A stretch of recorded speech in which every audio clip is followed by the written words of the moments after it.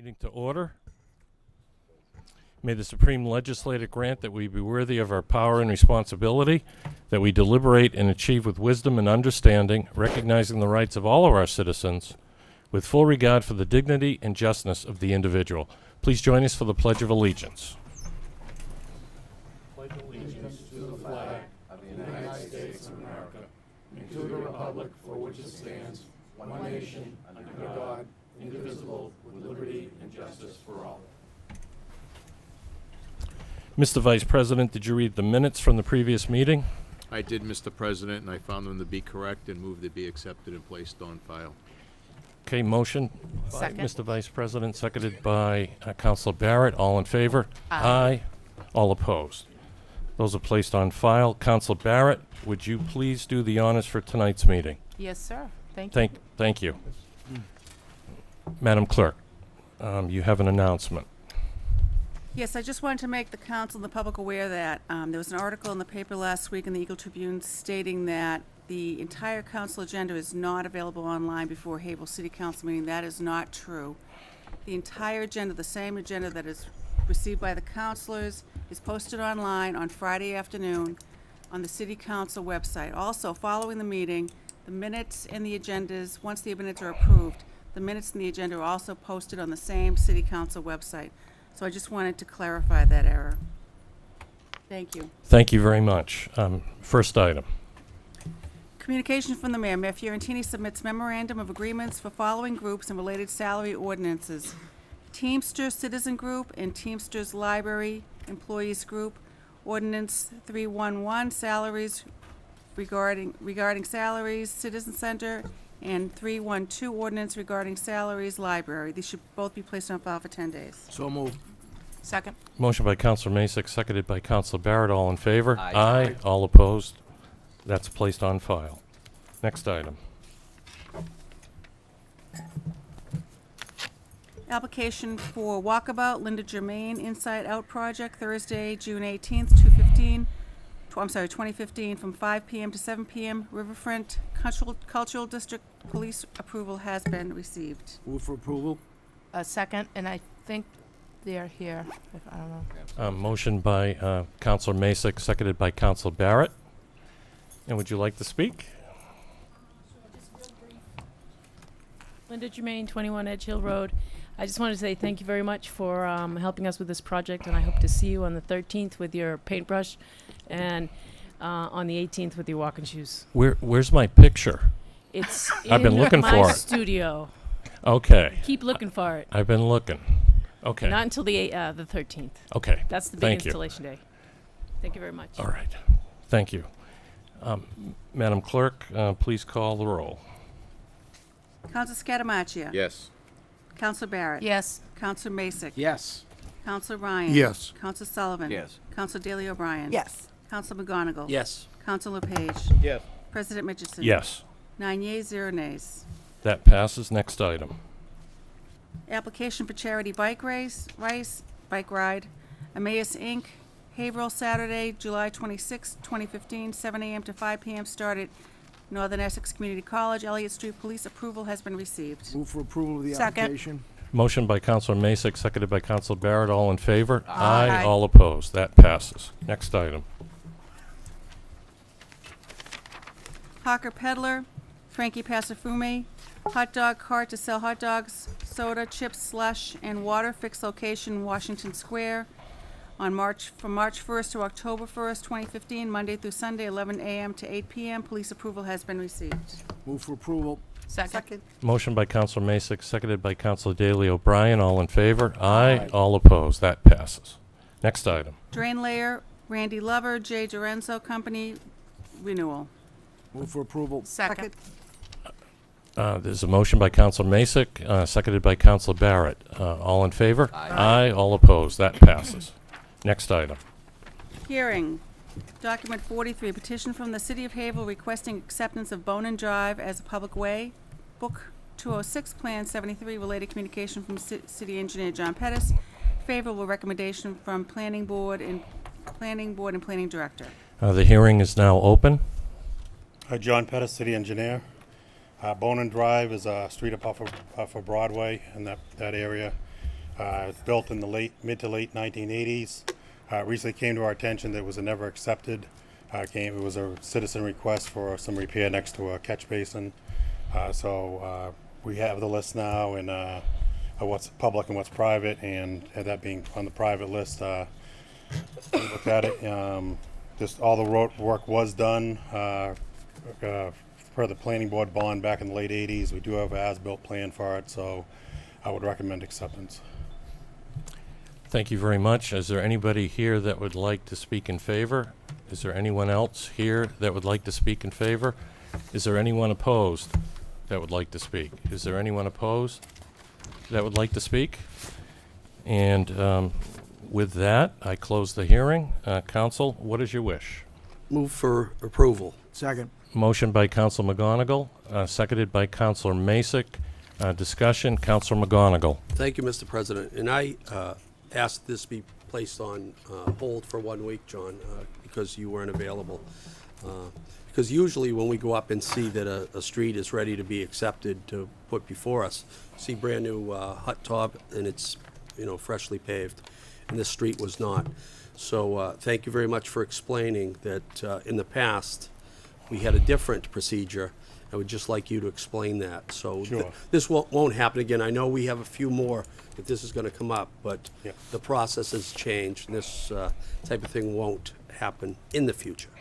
Yeah, basically the way it worked before, years ago, was once a road got paved, like a new subdivision went in like that and got paved, then every December the list of new paved streets would go to the highway department to start plowing them, whether it had been accepted or not.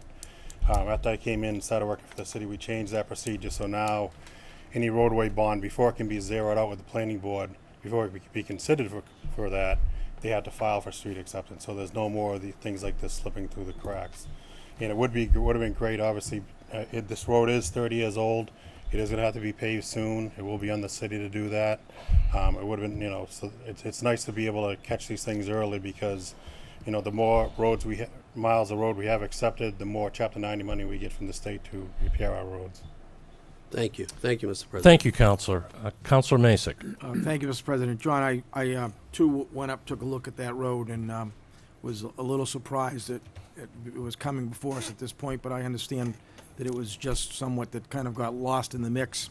And but I also wanted to hope that you, and along with Mike Stankovich, would actually make some repairs if we're going to take it on. And I think it is proper that we do take it on as a city street, but officially. But I also think that, and I'm sure you'll agree, there's some actually like potholes and around catch basins, they're breaking away, and we should probably do at least some kind of and I know like on my street they didn't repave it, but they used that hot tar and sealed a lot of the cracks so that they wouldn't let the water in, and then when it freezes they bust out even more sections of the road. So I think we should make sure that we do something to get some more maintenance, maintain that road so we can go a little longer, so that we don't have to do an immediate repaving, which would be quite expensive. Yes, So- yes, that's certainly, there is a lot of heaving and stuff around the catch Right. basins, and so there's some work that needs to be done right away, yes. Right. Okay, thank you very much. Okay. Thank you, Councilor. Madam Clerk, please call the roll. Counselor Scatamacia. Yes. Counselor Barrett. Yes. Counselor Masek. Yes. Counselor Ryan. Yes. Counselor Sullivan. Yes. Counselor Daley O'Brien. Yes. Counselor McGonigal. Yes. Counselor LePage. Yes. President Mitchell. Yes, 9 yeas, 0 nays. and that passes. Next item. Thank you. Document 49, repetitive petition from Devin Tucker for a special permit to sell 2 used cars at 7-9 East Broadway. Specific and material change has been determined to be present by the planning board. Related communication from Economic Development Planning Director William Pillsbury. I open the hearing. Good evening, Mr. Chairman and members of the council. By way of background, you may recall that we were back in front of the council back on March 24th, wherein Mrs. Tucker was desirous of selling 10 vehicles down on East Broadway at the location known as 7-9 East Broadway. further by way of background, she had previously had an operation at the corner of White and Winter Street for approximately 10 years. In November of 2014, the establishment was sold, and she and her husband relocated down to East Broadway. She had previously, at the corner of White and Winter Street, she had permission from the city to sell some 23 vehicles out of that lot at the corner of White and Winter Street. When she went down to East Broadway, she had to go before the Board of Appeals to get a use variance to sell automobiles down there. And we appeared before the Board of Appeals, and she was allowed to sell and store 10 vehicles on the property located at 7-9 East Broadway. Subsequent thereto, we came before the council. There was opposition, which I'm sure there is tonight as well, and there was discussion in the request to sell the vehicles down there was denied by the council. Thereafter, we appeared in front of the planning board approximately a month ago, and rather than request 10 vehicles to be sold down there at 7-9 East Broadway, we appeared in front of the planning board and demonstrated that there was a substantial change in that she was going from 10 vehicles to sell down there to 2. And what she desires to do at this point in time is, at that location at 7-9 East Broadway, she does not wish to sell any vehicles out in front of the property. She wishes to sell the vehicles, store 2 vehicles for sale. Behind, there's a privacy gate down there, and that's what she's looking to do. And I know there's going to be some opposition, and I respect all the neighbors' concerns and the like. I don't believe this is going to result in any increased traffic concerns relative to the neighborhood. There's no restrictions on the number of vehicles that she can have on the subject property down on East Broadway. There's a lot of vehicles down there. They're all tucked in behind the fence. Some of them are outside, but there's no restriction on the number of vehicles. What she's trying to do is sell 2 vehicles behind the privacy fence. And she'll get up and speak in a moment with the chairman's permission relative to her marketing endeavors down there, because they sell everything over the internet these days, and that's what her marketing plan is. There's no banners that are going to be displayed down there. There's no balloons. There's no signs. There's nothing. There's going to be 2 cars that she desires to sell down there behind the gate. By way of background, back in 2004, I believe the property owner down there got permission from the council or the licensing authorities to run an inspection station down there. It used to be this subject property was the old Smith fire, I don't know what, Extinguisher. Equipment. fire extinguisher, excuse me, yeah. And back in 2004, they were granted permission to issue inspection stickers down there. And I know some of the neighbors were concerned about the traffic that generated, because of, beginning of the month and the end of the month, there was a lot of traffic going down there for obvious reasons. Mr. and Mrs. Tucker have no desire whatsoever to get inspection stickers down there. They're licensed, duly licensed, I might add, to do auto repair down at East Broadway, and they're trying to supplement their income. This is not a big, automobile operation. This is just and I said it last time, it's a mom and pop operation, literally, and they're trying to sell a couple of cars per month down there on East Broadway, and we believe that this will not have any detrimental effect on the traffic problem, if there is a problem, traffic impact down on East Broadway. And Mrs. Tucker would like to speak. Your Hello. name and address? Devin Tucker, 70 Whittier Street, Haverhill, Mass.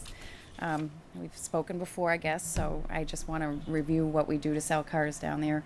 We don't need to have any for display. They can be behind a privacy gate because 95% of our business, if not a repeat customer, has to do with the internet. We post our cars online, people make an appointment, and they come see them. So there's no need for us to have them out front with obnoxious signs or display, but we need to be able to sell a few cars to supplement our income. It's 50% of our income down there, and we've cleaned the place up and tried to make it a really nice looking building again. It was an eyesore before, so and taking this away from us is gonna really hurt us.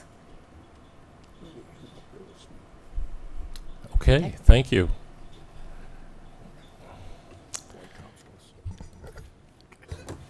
Mr. Chairman, I believe there's some people here in support of the request. Well, that's the next step.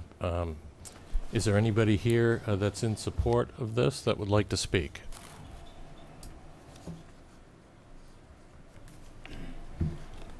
Good evening, everyone. My name is Phil Rice. I reside at 427 East Broadway in Haverhill. I was raised at 23 Gline Street, and I've lived in Riverside pretty much my entire life. Used to go through that corner going to the Kroll School, catch my bus going to the Nettle School, and used to hang out on the wall, if anyone knows what that means. But anyway, I'm here tonight to have a little bit of a different look. That whole area has always been commercial.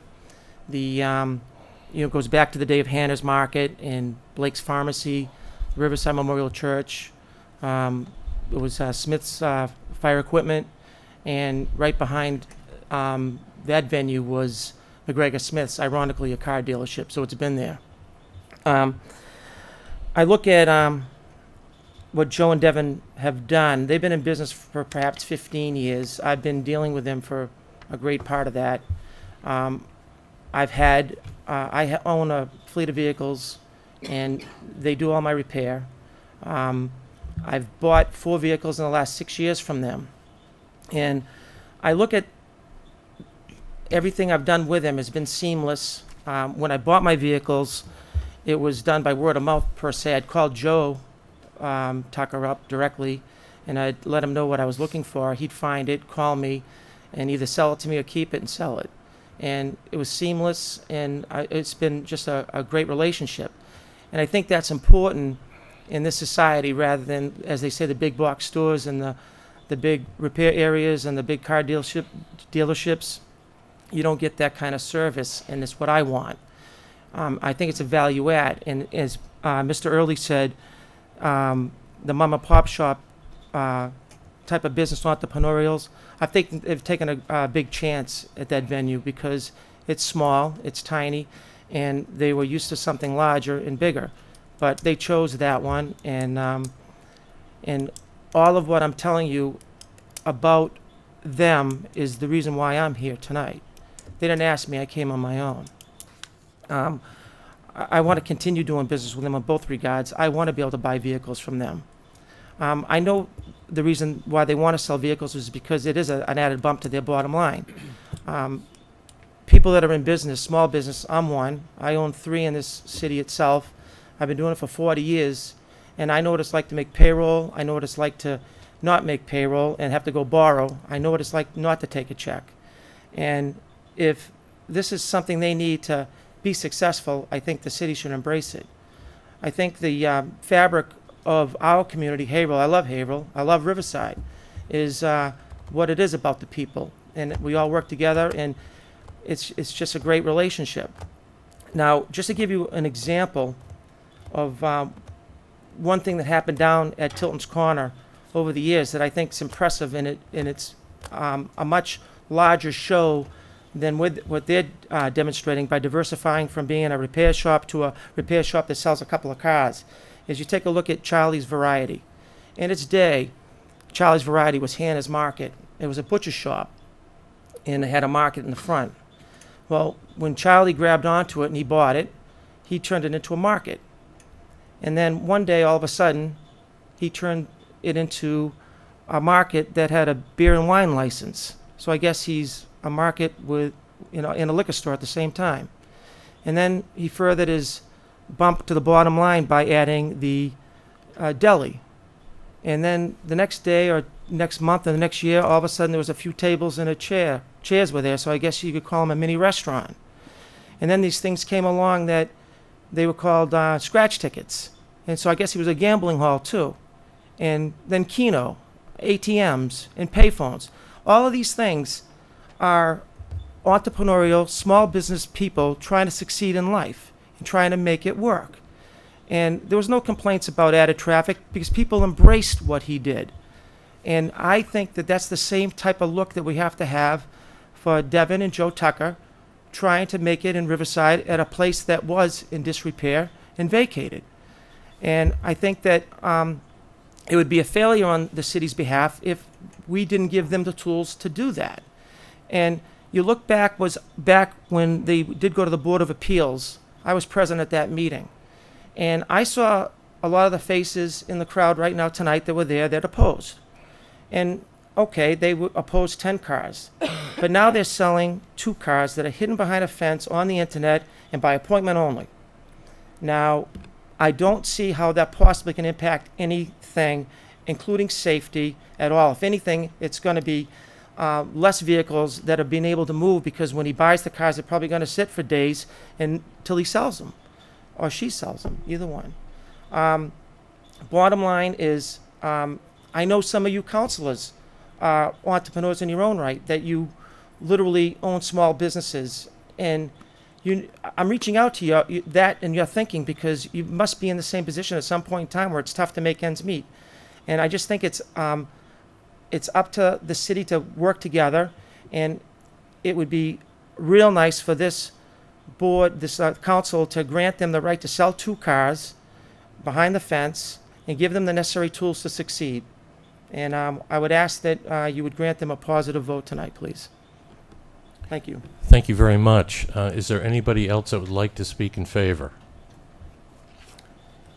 Just as an aside, there is a gentleman, Mr. Chairman, that wishes to speak, but I was remiss in that there's a bunch of petitions that were signed by neighbors down in the area, and I just wanted to bring that to Yes. the... We do have a copy. Yeah, okay. Most, not all, most of the people that signed that petition live in the Riverside section of Haverhill.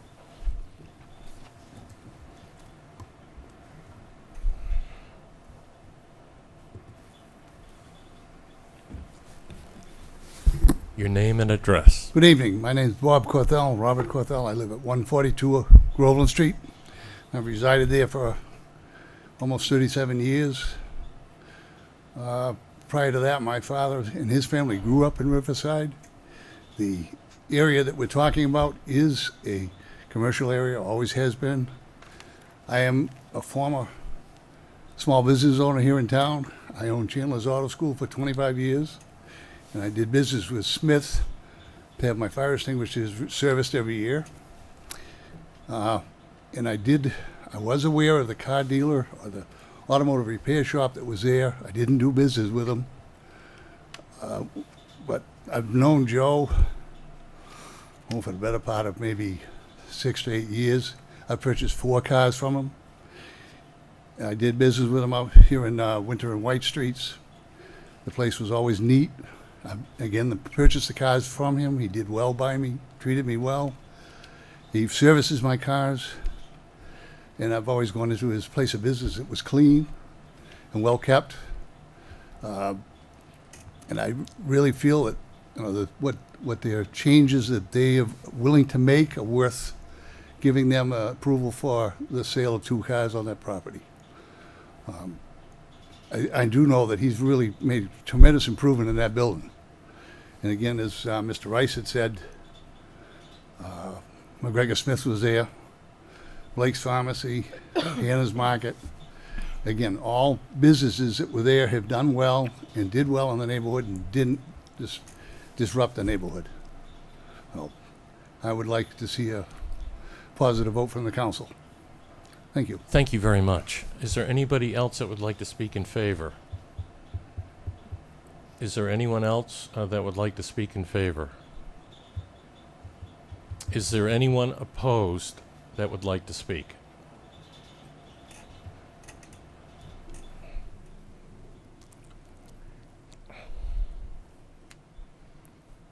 Michael Hart, our office is attorney, offices at 105 Canosa Ave. Otherwise known as Mr. President. No, you're Mr. President. Well, tonight, I'm going to speak for some of the neighbors who are in opposition to the granting of this permit. Now, I want you to know that I'm doing this pro se. I'm doing this because, out of concern for the neighbors, I want to help them protect their neighborhood. So that's the reason. And these neighbors do have great concern for their neighborhood, concern for preserving the residential nature of it. Now, yes, there's some commercial use down there. The name of the zone is commercial neighborhood. Our zoning ordinances subscribe what commercial uses can go into a commercial neighborhood zone. Repair garages and automobile sales are not allowed there. They are just not allowed in a commercial neighborhood zone. I think that the uses in our zoning ordinances, uses in the CN district and all of our very districts, I think they should be preserved as much as possible. I don't think we should be just changing them or allowing exceptions to them. I think if we want to change, if we want to allow something different than what's allowed in there, if that's how we feel, then change the zoning, but don't carve out an exception. When neighbors feel that by doing so, you're opening the gate, you're opening the door to other changes. I mean, it's interesting, the history of this building. As referred to, it was a commercial warehouse, and then when somebody wanted to turn it into an inspection, that was a non-conforming use, by the way, and when somebody wanted to turn it into a inspection station, they went before the Board of Appeals, and they got a finding that said what they wanted to do, which was to have an inspection station and do incidental repair work going along with inspections, they argued that it would not be more detrimental to the neighborhood than the commercial warehouse was. And the Board of Appeals agreed with them and gave them their finding, and that's how they went into business. I've looked, I haven't seen that another finding was done when this business started up, although it really extends things and changes things a great deal. I don't think there was a variance for it, and I don't think there was an extension for it or a finding for it. So, I mean, one could argue that they're not even there properly at this time doing what they are doing. But I'm not here over that. And that's not the issue that I'm really here about. But it is the integrity of the zoning ordinances and the zoning laws. I know they're very nice people, and it can get very personal at times. And it's like just an itsy-bitsy thing that they want. But it's really not about them. That's the point. It's not about them. You grant a special permit, you grant it to the land, and it's there until abandoned. So they could decide to stay there 2 more months, leave, and then somebody else could come in and want to sell cars, but want to sell them in a different way, and they could, unless you had restrictions and they were enforced. Now, if you know you want to sell cars, I guess my question is, if you know you want to sell cars, why do you move into a zoning district where you can't sell cars and then ask for help? Say, just let us sell our cars. I mean, we absolutely need them. Well, they knowingly moved into this area where they knew they couldn't sell cars. I think, to me, it's a self-imposed hardship. You create the hardship, and then you go and basically say, but you got to bail me out. I really need this. The council back in January, when you rejected the last application, the lowering of the number of cars to be sold, doesn't change the fact that if the permit is granted, one, it's going to set a precedent the neighbors don't want for this use in this neighborhood. Two, the number of cars being sold can't easily be monitored and would be extremely difficult to enforce. Three, unfortunately, the applicant can respond to this, but it would appear to me that the applicant's pattern of behavior suggests that the applicant will not necessarily restrict their sales to any number of cars if given permission. And the reason I say this is the applicant, at least it appears, to be selling cars or to have been selling cars over the internet in April and May of this year. The cars are shown to be located on the property, and they don't have a special permit. As a matter of fact, they were denied a special permit. I say this because I have this information.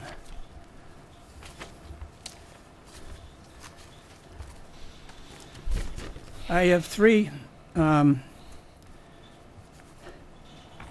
items taken from Craigslist. I didn't do the research on this, but two of them appear to have been up and running on April 11th. And this is what they look like. I'll hand them up there if you want to see them firsthand, but this is what they look like. They show a picture of an automobile. It gives the date up in the corner. This is April 11, 20. It shows a picture of the automobile, the price of the automobile, and the automobile is clearly on the side of their building. There's no question about it. It's there. That's where this picture was taken. Now, if you want to buy this automobile, you go on the internet and go to Joe at Ideal Service Center, which happens to be the name of their company. Now, I have another one on April 11th, and I have one that's May 15th.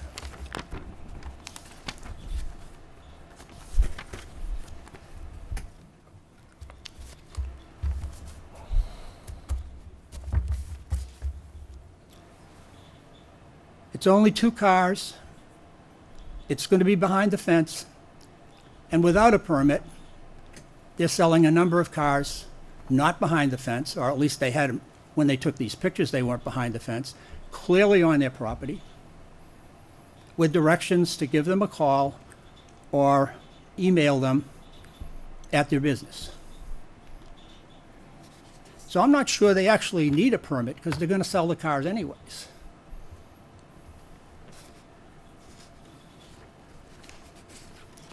I'm going to wrap it up because I don't think I have to go on too long, and I know some of the neighbors are going to say a few things. But in addition to the neighbors here tonight, please consider the opposition of the chief of police, who sent a letter in opposition to the last application. I have a letter in opposition from the Board of Trustees of Riverside Church, which is across the street, diagonally across the street. I'm going to hand that to the clerk to be part of the record. There was a petition by over 50 neighbors against the last application that somehow disappeared after the Board of Appeals hearing, never to reappear.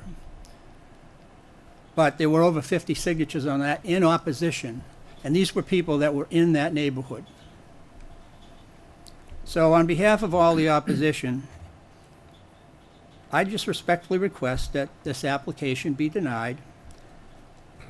Your denial won't necessarily stop the selling of cars at the property, but it will prevent setting a bad precedent in this neighborhood. Thank you. Thank you very much. Is there anybody else that is opposed that would like to speak?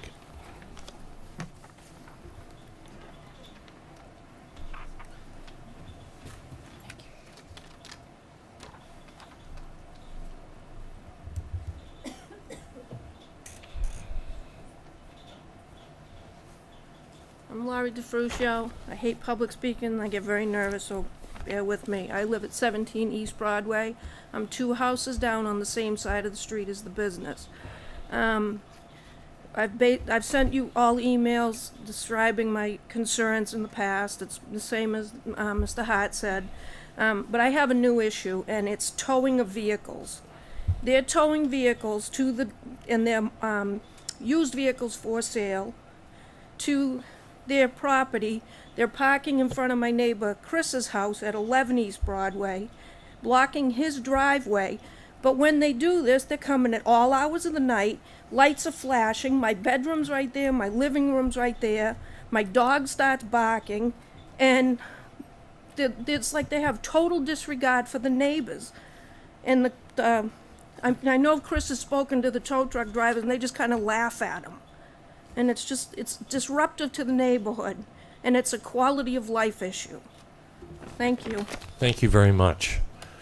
Is there anyone else opposed that would like to speak?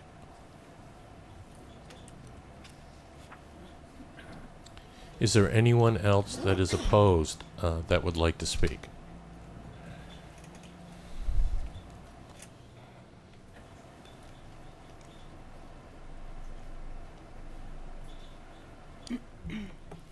Priscilla DeLay at 28 East Broadway, and I've said what I had to say before. I just don't understand why a non-compliant use can be forced upon a neighborhood that's been stable for many years, except for the addition of this gentleman over here, who I hope is going to say something. He's bought a large house in the recent past, and in 10 or 15 years, Sandra and I probably aren't going to be around, but this man has a young family. And I feel very badly for him because he's right next door to something that was represented to him accurately when he bought his house, and now seems to be going to morph into something very different without your intervention. One other thing that it's hard for me to hear, if memory serves me correct, and that's all it is, and you can tell that memory might be an issue for me, but I believe it was around 1975 that the dealership and repair service was removed from that area, and the doctor's offices were put in. And that made a huge difference in the neighborhood. And this is a step backwards. So thank you for your consideration. Thank you very much. Is there anyone else opposed that would like to speak?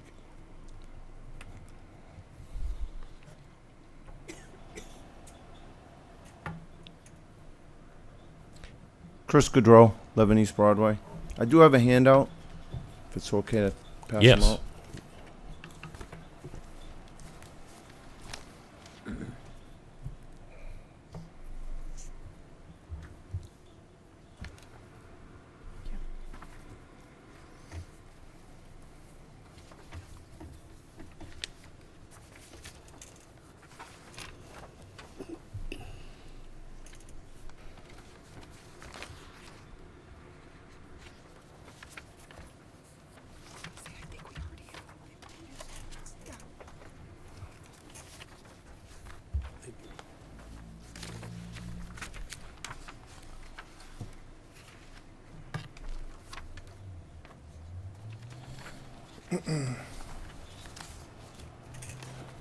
I moved here 3 years ago. I bought the house during probably the housing crisis, and moved in with my daughter. I'm a single father, and you know, I really like the neighborhood, and I decided to move in.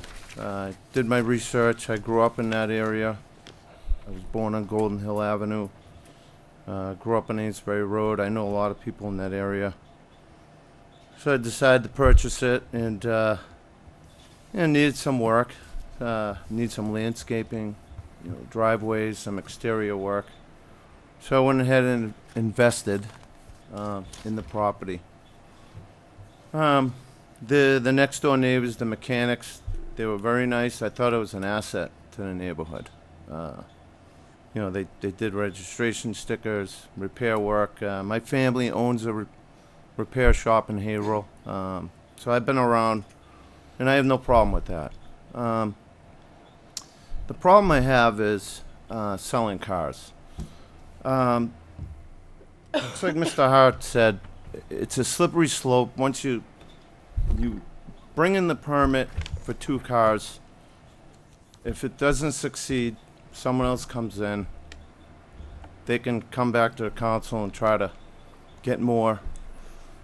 And who knows, you know, squeeze out the mechanics out of there, and before you know it, it's a big repair car lot next to my house. And with car lots, you have security issues. You know, as soon as the criminal element find out, you know, there's a car lot there, you know, they're gonna need some parts. So we're gonna need security cameras, we're gonna need security lights, floodlights. If you look at that handout, the place they're gonna put the car lot is gonna be 15 to 20 feet away from my deck, right next to my yard. With the change from before, they were going to put it out front, which was not that great, but this is worse for me in particular. I know lots of car salesmen, people in that business, and they told me that, you know, most of the purchases occur during the weekends. Saturdays, Sundays, after work. I'm there on my deck having a barbecue with my family, and there'll be strangers 15 feet away testing out a car, listen to the stereo, whatever people do when they look at a car. So basically, this is too close to my house. And, you know, when I looked at the property, it said desirable neighborhood. Well, when I looked up a search on Google and I looked on the things on the desirable neighborhood, your car lots didn't come up. Wasn't there. But I did find a definition of car lots may be held under. And I got this off the internet too. External obsolescence, and the definition is an element of depreciation, a defect usually incurable caused by a negative influence outside a site and generally incurable on the part of the owner, landlord, or tenant. This is an external obsolescence which will decrease the value of my home that I invested into. As far as the neighborhood goes, I don't think it fits it. There's one commercial spot, that's it. And it's a good mechanical place. Used car lot, that doesn't fit. Since November, I've had numerous neighbors come over, knock on my door looking for support on this. And I was glad I had the support because I expressed my feelings to them that I didn't want it either. So, you know, I'd be down the street, you know, there's a young family down the street, a family, they just came back from Afghanistan, he's against it. Elderly coming to my house, you know, just looking for support. I just asked the council, please, this is not a good fit for the area. It's going to depreciate our values, our homes. Please vote no on this. Thank you. Thank you very much. Is there anyone else opposed that would like to speak? Is there anyone else opposed that would like to speak? With that, I'll offer a 5-minute rebuttal for both sides if you wish to take that up.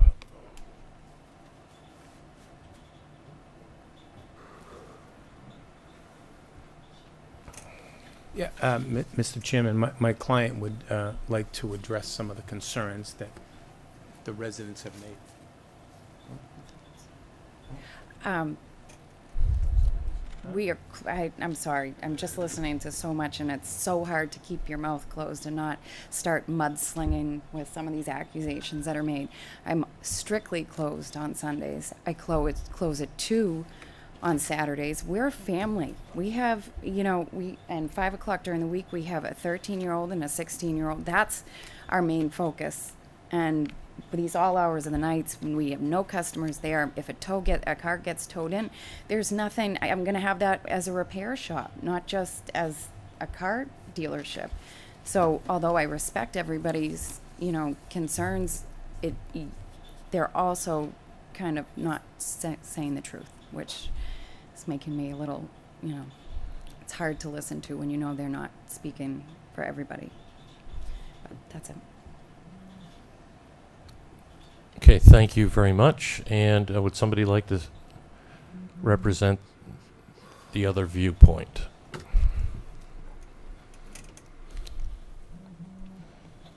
Just going to rebut on one minor, well, not minor, but one of the neighbors in speaking with me said that Mr. Tucker, in having a somewhat conversation, but a little bit confrontational, did say to her, if I don't get this, I'm going to be open on Sundays because I'm going to need that Sunday work.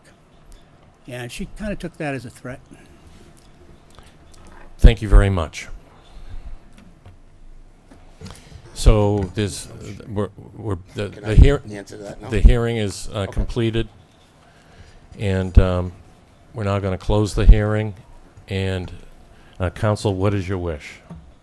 Move for passage, Mr. President? Second, with discussion. Motion by Mr. Vice President, seconded by Councilor Daley O'Brien, and first light goes to Councilor McGonigal. Thank you, Mr. President. Well, I have great respect for Councilor Hart. Look up to him a lot, and everything he said is correct. And I have concerns, and I had concerns when they came before us before. And I wasn't willing to bend for a 10 car license. Now, we brought it down to 4, and we still weren't able to get it. But the last thing that Councilor Hart said, I don't think is a threat. I went down to Ideal Cars, and I spoke with Joe Tucker, and I said, is there any other way that you could make this business a go? And he moved into the property as a repair shop, thinking that, like many businesses do, they'll move in and they're going to do their business, and hopefully they'll be able to pay their bills, make their payroll, and they found out that they're going to have to do something else, whether it be try to go back to inspectional services where they can do the state inspections. That's one option. Bring in different various repairs, tires, oil, whatever they need to do, they're going to try to do. What he does not want to do, and I don't think this was a threat, but he would like to not work Sundays. He would like to be able to sell the cars. He would like to be able to not have the traffic on the street late in the month and early in the month for stickers. Again, that's a lot of excess traffic that you folks have put up with for years and years. So I don't think that was a threat, but it is a reality. If a business cannot make ends meet, then one, they have to either extend their hours, find different ways or different avenues within the automotive industry to make their money, or get up and leave, get up and move. So they do have some investment in the property. I always thought that reducing or eliminating the inspectional service end of that business would be better for the neighborhood and would be a compromise for them. It is hard to listen to some of the things that were said here tonight, knowing that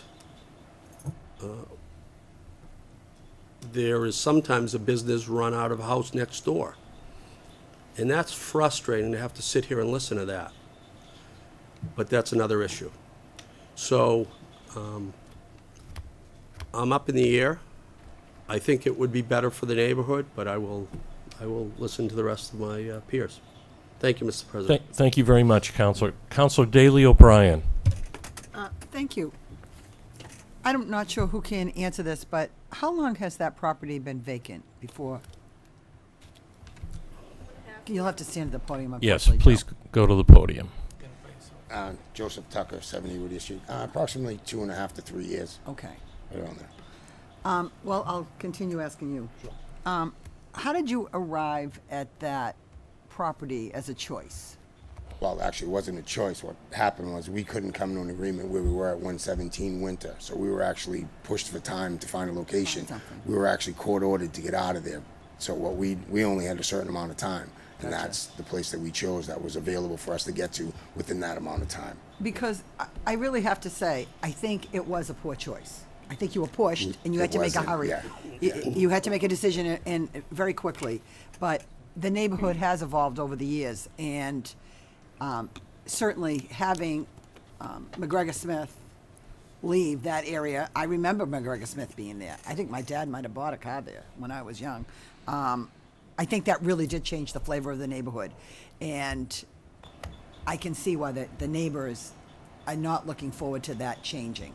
Even though I think you've probably done a really good job as far as fixing that piece of property up. You've made it look better, and it's better than it looked before. Yeah. But I think the business that you've chosen to put there was just not a good choice. And when I think of other places in Haverhill that could have accommodated you, there's many other streets. Maybe that wasn't the good choice. No, it probably wasn't, but at the time it was the choice that we had. And the thing is, I mean, we've bent over backwards for the neighbors. We've cleaned the whole, we put a privacy fence up.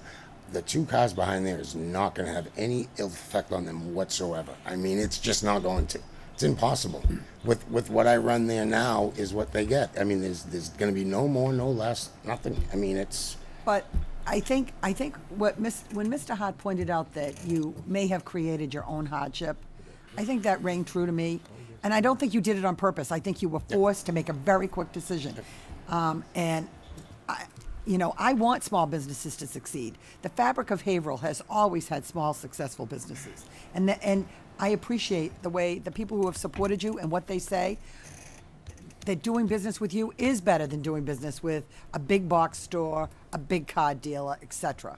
But I think the location is what's not working. And that's how I feel. Yeah, we can't afford to find another location And or anything like that. Yeah. I hear you, but I'm just saying I think that's your problem. Thank you, Mr. President. Thank you, Counselor. Counselor Masek. Thank you, Mr. President.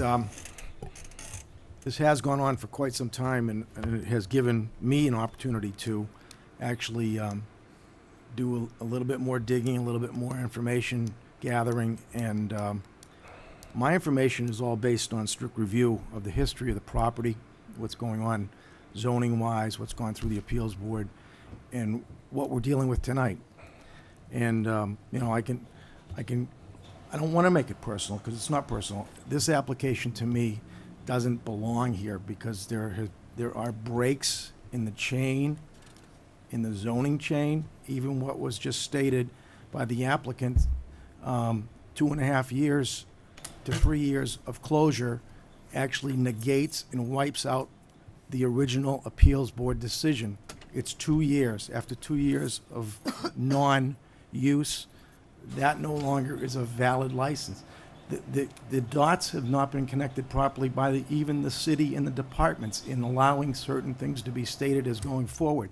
So, I think that the first application also did say it was a incidental use for repairs associated with an inspection. It was originally, I think, and while I don't have the minutes available to review, I think when it was originally opened as an inspection station, it was going to be very undisruptive to the neighborhood because everything was going to be over. At the end of the day, it even said no overnight storage of vehicles. So it was going to be open field at the end of the night. A closed-up building with no cars is what they said. They also said no towing, and that meant no towing, in the middle of the night, as was just stated by a neighbor. How tow trucks come in, the lights are flashing, no matter what time of day. It's bing bang, all the clinging and clanging of the metal parts, the chains and that they need when they tow. It's just not right. It's a bad addition to what's going on down there. It's not personal. I think, I hope you can make a go of it. The fact that, there should have been discussion at some level, or tonight perhaps that it could even be attached to this permit. I'm not going to be able to support it because I can't find the legality on what's being requested. But if it does pass, I would hope that my colleagues will suggest maybe hours, maybe times of day, no towing except during regular business hours. Those kind of things should go on this permit. That's the kind of quality decision making that hasn't been done, and that's why there's problems. Even the plan that we were given, and drawn by a local engineering company, doesn't properly identify what's even being requested. It doesn't show that there's a fence on the property. It shows that the cars are going to be parked along the building, but every time I drive by, they're not parked there. They're parked all over the place and in different locations. I just think that, I don't know if people think we're stupid or what, but, to ask us to do some of the things that are being requested, it's not going to happen. I just tonight on my phone pulled up a car for sale on your property on Craigslist by making a Google search because I knew it was there, and I was talking to Councilor Ryan and about it, and I was able to say, look, so there's still car sales going on when you shouldn't be doing that. I mean, wait your turn, and that's just the way I feel, and there's a number of other things. The fact that it's a use variance that has Why don't is you going on here. let Councilor Mason I finish? I have so many problems with this. I hope that maybe these wrinkles can be smoothed out. But to me, there's too many wrinkles, too many problems for tonight. I just can't support it. Well, to answer your questions on the cars for sale, I mean, Massachusetts state law allows me to sell 3 cars a year titled in my name. I can sell 3 per year, whether it's from my business location or my home location. So the cars that you are seeing are But titled. we don't have and you may be right. I think that's more intended for residential, selling them off the front of my, not for a commercial location. I think that's for residential. I'm getting a head nod from the city clerk. That's if I want to sell 3 cars in front of my house. Right, and I can sell 3 But cars. you don't live at the garage. No, you're right, I don't live at the garage. But if you came to me and you wanted to sell a car in your name, I could sell it from my garage. Well, I could sell it. that's not really the topic at hand. No, But but the I'm just trying problem to is answer the your question. enforcement, the oversight. We don't want to. We would almost have to hire a special person to check and on a regular daily basis to see what was going on, because this one just has too many pitfalls potentially. So I'm going to say that I wish I could. I don't want to put you out of business. I hopefully won't. But I'm sorry to hear that, but I hope that you can, run a legal operation, and it's not legal to sell cars down there, and I can't, with what I've seen, what I've done for research, I can't bring myself to vote in favor of this request tonight, because I don't think it would be even a legal, I don't even think it's a legal request due to use variances through the appeals board. So that's a little bit out in the weeds. I'm not going to get into that tonight, but I feel very comfortable that I'm making the proper decision tonight. Thank you. Thank you very much, Councilor. Mr. Vice President. Thank you, Mr. President. I'm going to support the permit. I supported the 4 cars. Quite honestly, the 10 I thought maybe wasn't a proper fit, but I did think that 4 cars would not have been had a negative impact on the neighborhood. But we're talking about zoning down there. And one of the reasons we have an appeals board is so we can appeal the zoning. In fact, that's why they call it the appeals board. And it passed the appeals board. It passed Mrs. Tucker's application, passed it twice, once for 10 cars and once for 2. I don't have a problem with 2 cars. The 10, I could, like I said, I think could have had a negative impact on the neighborhood, but it is a commercial area, and that's why the Tuckers went to the appeals board, and it was found that their appeal was granted. So we're talking about 2 cars in a commercial zone. I don't see what the impact is going to be. I think Councilor Masick may have brought up a very good point where there could be some regulation as far as what the hours might be.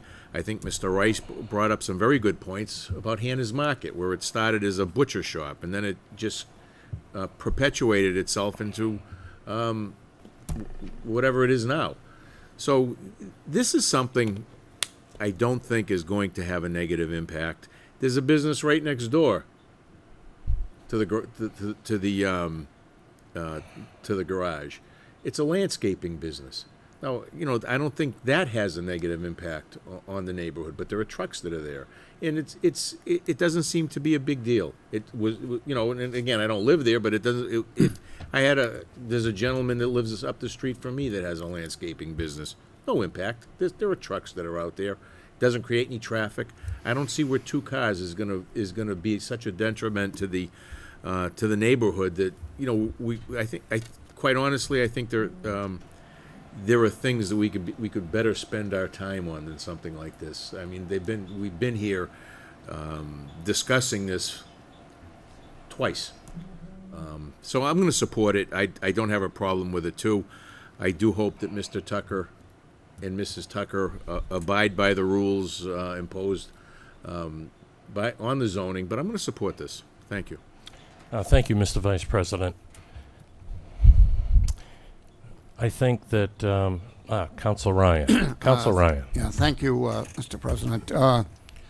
In the previous hearing, I abstained from voting because I do go into the Mrs. Tucker's shop on occasion to have repairs, and I have a nephew that lives next door, so I was kind of boxed in on voting for or against it. I guess I don't want to call it pressure. I've been at this business too long to be pressured by these kind of things, but I was sensitive to it. So I told both of them I'd probably abstain. And at the time, I did think that the 10 cars with a car lot out there, and I could see flags and lights and all those kind of things, really would have an impact on everybody in that neighborhood. And I thought that it was a little overboard considering what was there. But I think the neighbors really need to think long and hard on this, because if now is the moment, right now, to put a real restriction on this property. Mr. Tucker and Mrs. Tucker both spoke to me, any recommendations. And I said, you ought to go down to a couple of cars, that you will have a permanent restriction. You will not have any flags, signs, or anything displaying that you sell used cars, that they be in the back of the building, that you put up a, structure, go way overboard, build a fence for the fella next door that might look out of his deck. No openings, restrict Sunday, Saturday, close it, all those things that have been brought up tonight. This is the moment that you can place all of those restrictions. Failing to do that, and this goes down tonight, they have to make a living, and they're going to sit back, and maybe they'll be open on till 5 or 6 o'clock or evenings. Right now, they know they have to be very careful not to alienate the neighbors and aggravate them any more than they have. But they do want to conduct a business. They want to make a living. All of the restrictions that you want will be imposed tonight by the council. If this passes, they really are not going to have a visible business. They're going to have to go on the internet, which is what everybody does today anyways. Even the big box auto dealers are on the internet selling. If you've ever called up to inquire about a car, it's some huge dealership in 114 in Danvers. So everybody does it, and everybody seems to want to buy a car that way. So it's a zero impact. It's actually, it's quieter with this ordinance going through, this variance, than it will be with the Tuckers going on to expand, to try and make a living, maybe inspection stickers, or maybe there in the evenings, or Saturday, or whatever days. I'm not sure what the restrictions are on Sunday, but maybe adding towing or doing things like that. It's not going to get better. It could get a lot worse, and it probably will. And I know there's going to be a lot of you who are going to say, we were better off with the 2 cars stuck out back and with Mr. Tucker, Mrs. Tucker's hands tied with a strict ordinance, with a fence, with everything restricting them from doing any more than they're doing now. And we had it much better. And now I know you'll be up here complaining, and you're not going to have any real room to complain because, you know, they're entitled to do the business, and they can do it, you know, expand it in any way, shape, or form. I think the best deal for the neighborhood is to grant them the 2 cars and put all these restrictions on them that they've agreed to, and hold their feet to the fire, or look at the other alternatives. So I'm trying to do what's best, not only for a few people that are here, but people that live in that neighborhood all around there. It's there, it's going to be there. I want to make sure that it doesn't get any more, it doesn't impact any more on the neighborhood than it is now. And the best way to do that is to take this very restrictive proposal that's before us and vote for it tonight. And so that's basically, and I have, for a matter of public information, I have asked the city solicitor about going there and also having a relative on the other side. And I filed with the city clerk a disclosure with all of those points, which he recommended that I do, and the city clerk officially accepted it. So with that, I'll yield back to you, Mr. President. Thank you. Thank you very much, Counselor. Mr. Vice President. Yeah, maybe as a disclosure as well, Mr. President, I do use Mr. Tucker's repair shop. I didn't realize that that was something that had to be disclosed, but I do. But that really does not enter into my decision at all. Thank you. Thank you very much. So this one is a pretty difficult decision. With the 10 cars, you know, I could see the possible negative impact. With 2 cars, I just can't imagine, you know, a major impact. The resident who lives right next door, you know, I feel for him. I think he has the strongest argument against it. You know, he lives right next door. But this isn't about trying to put somebody out of business, right? This is about allowing this one business owner, you know, an opportunity to try to sell, you know, 2 cars at one time at the most. And I think that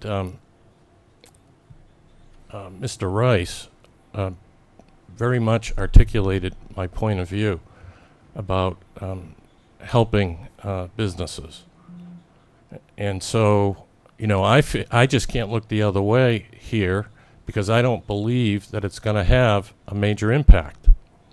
I just can't imagine it having a major impact. If you look at the traffic, you know, Charlie's, forget it. You know, Charlie's is busy every day. And how many people in Riverside want Charlie's to close because of all the traffic? I don't think there's anybody that wants Charlie's to close. So we don't help business people enough in the city of Haverhill. And here's an opportunity to help somebody. And it turns out that, in my opinion, there should be no impact. Although I do have to caveat that with, I do feel for the neighbor who lives next door, which was a big consideration of mine when voting against the 10 cars. So, with that, Madam Clerk, please call the roll. Council Scatamaccia. Yes. Mr. President, Yes. before we call the roll on this, You want should want we some consider amendments? some amendments? Yes, you I can. think, You can offer amendments. Can we just hold off on that vote? Because I think Yes. Councilor Masick made some Yep. really good points about making amendments. Yes. As well as Councilor Ryan. And I think that's really the way to go. I think we Yep. should, So put I'm some waiting restriction. for somebody to make a proposal for an amendment. My first proposal that I Yep. would like to make to start the ball rolling is that they be closed on Sunday and that there be set hours of business Monday through Friday and a lesser amount of hours on Saturday. So I'm not sure what would be the best Well, hours. maybe they can tell us what their hours are now. Can you tell me, Devin? We're open 8 to 5. You have to go up to the podium, Devin. Yes.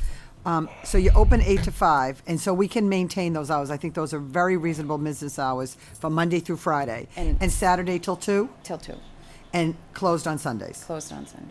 Okay, the next amendment I'd like to make is that the towing only be done during those hours. Okay, that's fine. Those are my two amendments that I'd like to add. I Okay. don't know if some of my other councilors have anything else they'd like to add to the, Why don't I ask my colleagues, are there any further restrictions or constraints that we want to put on this? Devin, through you, Mr. President. Yes. Devin, Mr. Goodrow lives adjacent to it, and he is my nephew, so for full disclosure. Is it possible that you would finance the construction of a higher fence so that when he's sitting on his deck or he's, in his yard, that his viewpoint would be Of course, isolated? Is that something you would consider? absolutely. And Councilor Delia O'Brien, would you add that to your list? yes, I would, thank you. And let me just say further, there was right now, and I go down there, there's a lot of cars, and you can see a lot of activity. Is there a possibility that some kind of a fence could be put up? I know you did, in your proposal, say there was a barrier of some sort. Were you thinking of putting a fence along the front so that people couldn't see into the backyard?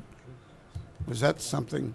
Don't we already have that existing? Yeah, we already added that. You added that, Yeah. all right, but, It's not on the street, Counselor. no, but it's back a little bit so that cars that are being stored or worked on or anything like that are all out in the Closed back, off, that when yeah. people go by, they're not gonna So, look all the way to the rear. so Counselor, I think the height of the fence is regulated by the city, and I'm not sure what that height is, but I think it's 7, is it 7 feet? Not sure. Okay. Probably 8. So whatever the limit is, I guess we could Well, I think vote. it's 6 feet, and that Is it may not 6 be feet? sufficient. You can go to the appeals board and ask for a higher fence. Yes. Well, Right. well, Well, let's do this. Let's go to Counselor Daley O'Brien's 2 amendments. I have 3. She has 3. I added the And she, fence. okay, so you want to add the fence in? Okay, because I was going to try to pull Could I just, pull that one out. Oh, but okay, well, you can, Mr. President, Why, listen. why don't we do that? Only should we vote because them separately, just to be sure? that- Sure. that's right. That's Sure. that's really what I'd like to do. Okay, so the first Yeah. will be my 2. Yes. Okay. Would you like to restate them? First of all, that their business hours of operation will be Monday through Friday, 8 to 5, Saturday till 2 o'clock, closed on Sunday. The second amendment would be that there is no towing outside of those hours. No towing to that property. And there's a motion by, we can come back to the fence. I think I might need a second. A motion by Counselor Daley O'Brien, seconded by Counselor Barrett. And could I request that that motion be voted individually? Because just in Yes. case, I Oh, don't know yes. how the We're council going to do the feels. roll call on all these right. votes. We can do Yes. them separate. Something controversial, absolutely, roll call. Madam Clerk, please call the roll. Counsel Scatamaccia. Yes. Counsel Barrett. Yes. Counsel Mason. Yes. Counsel Ryan. Yes. Counsel Sullivan. Yes. Counsel Daley O'Brien. Yes. Counsel McGonigal. Yes. Counsel LePage. Yes. President Richardson. Yes. 9 yeas, 0 nays. Now, are there any further amendments before we go back to Counselor Ryan? Do we have- Counselor Barrett. Don't we have Daley, We have to vote on the other Council one. Daley O'Brien's second Second. No portion? towing.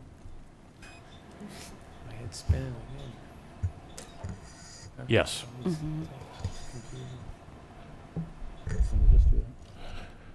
Counselor Barrett, did you want to I speak now? thought maybe lighting issues, just. Okay, we'll make- come back. direct We'll- the lights We'll come towards the back and building do as that opposed to out separately. Very towards the good point. neighbors. Trying to break it down. Madam Clerk, please call the roll. That was with Counsel Daley O'Brien, and then Counsel Barrett is the Yes. second. Counsel Scatamaccia. Yes.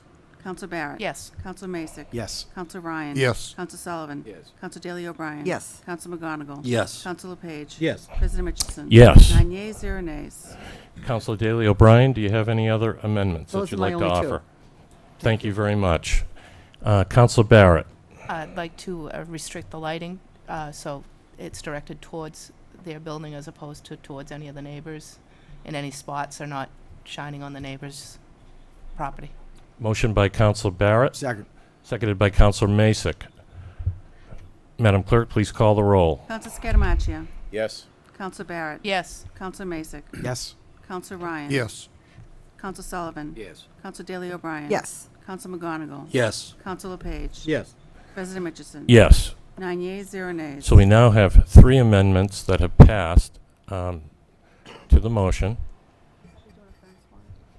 I'm going to ask if there are any further amendments. I'll make one that the applicant will construct a fence between Mr. Goodrow's property and the auto center to protect the view of Mr. Goodrow's of the proceedings that are going on next door, whatever the law allows. A motion by Councilor Ryan, second for discussion, seconded by Councilor Barrett. Councilor Masick. Yeah, I'd like to just comment on Councilor Ryan's motion. I support what he's saying, but I also would like to add to the motion, if he would be willing, that the applicant take all necessary measures, including to create a privacy fence, including going to the appeals board for additional height if necessary. Yeah, I agree to that. Fine. In the second, does the Yeah. second agree? Second, yep. Yeah. Madam Clerk, please call the roll. Counselor Scatamacia. Yes. Counselor Barrett. Yes. Counselor Masick. Yes. Counselor Ryan. Yes. Counselor Sullivan. Counselor Daley O'Brien. Yes. Counselor McGonigal. Yes. Counselor Page. Yes. President Mitchell. Yes. 9 yeas, 0 nays. Are there any further amendments? Madam Clerk, please call the roll on the amended motion. Counselor Scatamacia. Yes. Counselor Barrett. No. Counselor Masick. No. Counselor Ryan. Yes. Counselor Sullivan. No. Counselor Daley O'Brien. No. Counselor McGonigal. Yes. Counselor Page. No. President Mitchell. Yes. And that fails.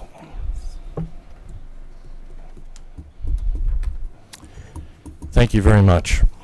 Thank you, Mr. Chairman and members of the council. Good evening.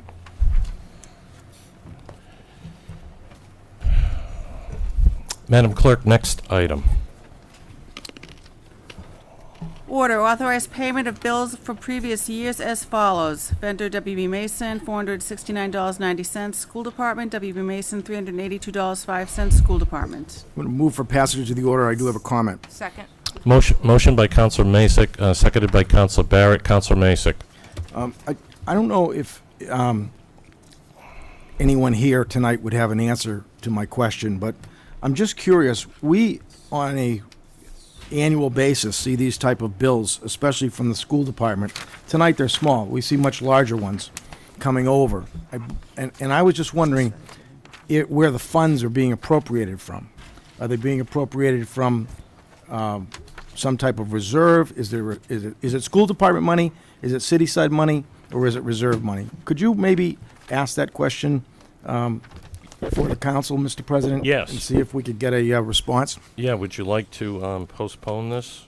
No, I Until mean, then, we or- have to pay bills. I wouldn't want to hold up the vendors. But just and it to- has been an annual, Okay. kind of holdover thing that we do. But I'd like Yes. to make sure that, because if it's school department money, it's being paid with city money, then the school department budget is actually being rewarded for not having any money returned back to the city or to the treasurer at the end of the fiscal year. Good point. Thank you very much. Councilor McGonigal. Thank you, Mr. President. At last night's budget hearing, order of information for Councilor Masick, I brought this up to the mayor, asking same type of deal. We've seen a lot of these come through after the budget, and I think they do come out of city side. But I asked if we could set up an account, maybe go back a couple of years and look at what the history is has been of having these items come up after their budget, and make sure that we allocate some money to save to take care of these. Yeah, they do come out of the city side, that we know for sure. Yeah. Just So- trying to figure out exactly which Account. fund, I which appreciate that information. Thank you very much. My pleasure. Mr. Vice President. Well, no, Mr. President, just a comment. You know, I don't mind voting them tonight, but, you know, Councilor Masick raised the question before you answered it. But my question would be is, if they weren't paid within this fiscal year, what's the hurry? What's another week? You know, if you want to delay it, that's fine. I mean, it's going to get paid next week, the week after, I don't know. But, you know, we've made them wait. You know, WB Mason is certainly not going to go under because of the you know, the $900 or whatever it is that we owe them. But your answer certainly answered my question. So I think what we'll do wasn't fast enough on the light. No problem. No problem at all. Okay. Madam Clerk, would you please call the roll? Counselor Scatamacia. Yes. Counselor Barrett. Yes. Counselor Mason. Yes. Counselor Ryan. Yes. Counselor Sullivan. Yes. Counselor Daley O'Brien. Yes. Counselor McGonigal. Yes. Counselor Page. Yes. President Mitchell. Yes. 9 yeas, 0 nays. That passes. Next item. Order authorized payment of previous years, current years as follows. Vendor Weston and Sampson Engineers, Inc., $5,859 Highway. David F. Grunenbaum Esquire, $85 School Department. David F. Grunenbaum Esquire, $212.50 School Department. Move for passage. Second. Motion by Councilor Masick, seconded by Councilor Barrett. Madam Clerk, please call the roll. Counselor Scatamacia. Yes. Counselor Barrett. Yes. Counselor Masick. Yes. Counselor Ryan. Yes. Counselor Sullivan. Yes. Counselor Daley O'Brien. Yes. Counselor McGonigal. Yes. Counselor Page. Yes. President Mitchell. Yes. 9 yeas, 0 nays. And that passes. Next item. Bond order, appropriate $1,225,000 for construction of new police fleet maintenance facility. $325,000 shall be transferred from the D'Alessandro Trust account, and the treasurer, with mayor's approval, is authorized to borrow $900,000. It should be placed on file for 10 days. Will that be placed on file for 10 Second. days? Motion by Councilor Masick, seconded by Councilor Daley O'Brien. All in favor? Aye. All opposed. That's going to be placed on file. Next item. Unfinished business, document 70, order authorizing mayor to enter into agreement with Sun Edison to construct solar array on capped portion of city landfill and to purchase net metering credits. This has been postponed from May 19th, 2015. Welcome. Good evening, Mr. President, members of the council. How are you? Is it okay, Linda, if we could upload this? We've got some documents that'd be easier Yes. to share on the screen. Yes. Do you need me to do it? Do you know how to do it? Yeah. You know how to do it? I do, but I don't want to do anything to your computer here. It's not mine, I don't care. Nice.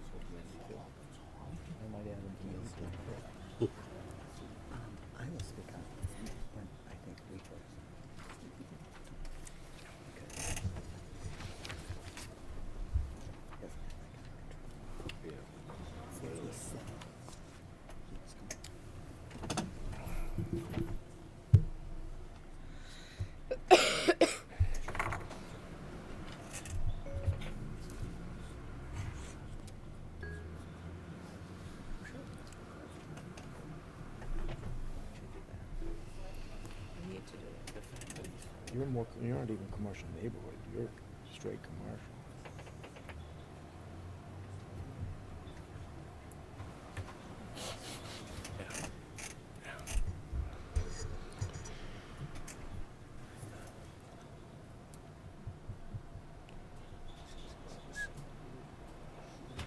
Music playing and We should have had you do it when they were talking. There we go. You wouldn't have had the pressure.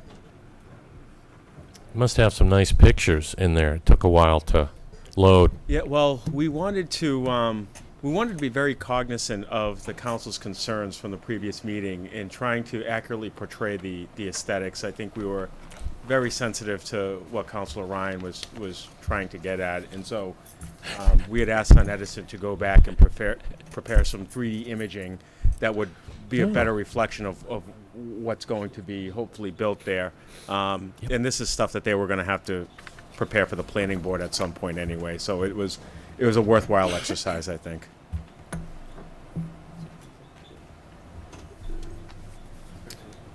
And so we, Mr. President, over the last couple of weeks, we've received a number of questions from counselors and coming from different directions. And so one of the things I thought that might be helpful for the council is if we reiterated just some of those questions so everybody's operating off the same sheet of music.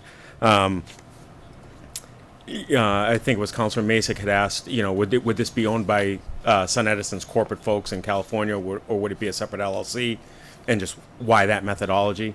It would be a separate LLC.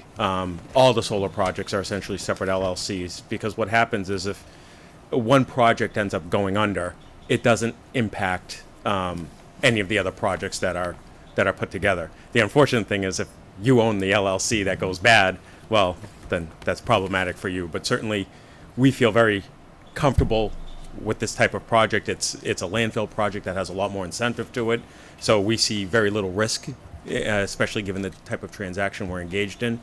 And so certainly having a separate LLC we think is beneficial to the city. A project timeline, because there were concerns over the 300-day requirement.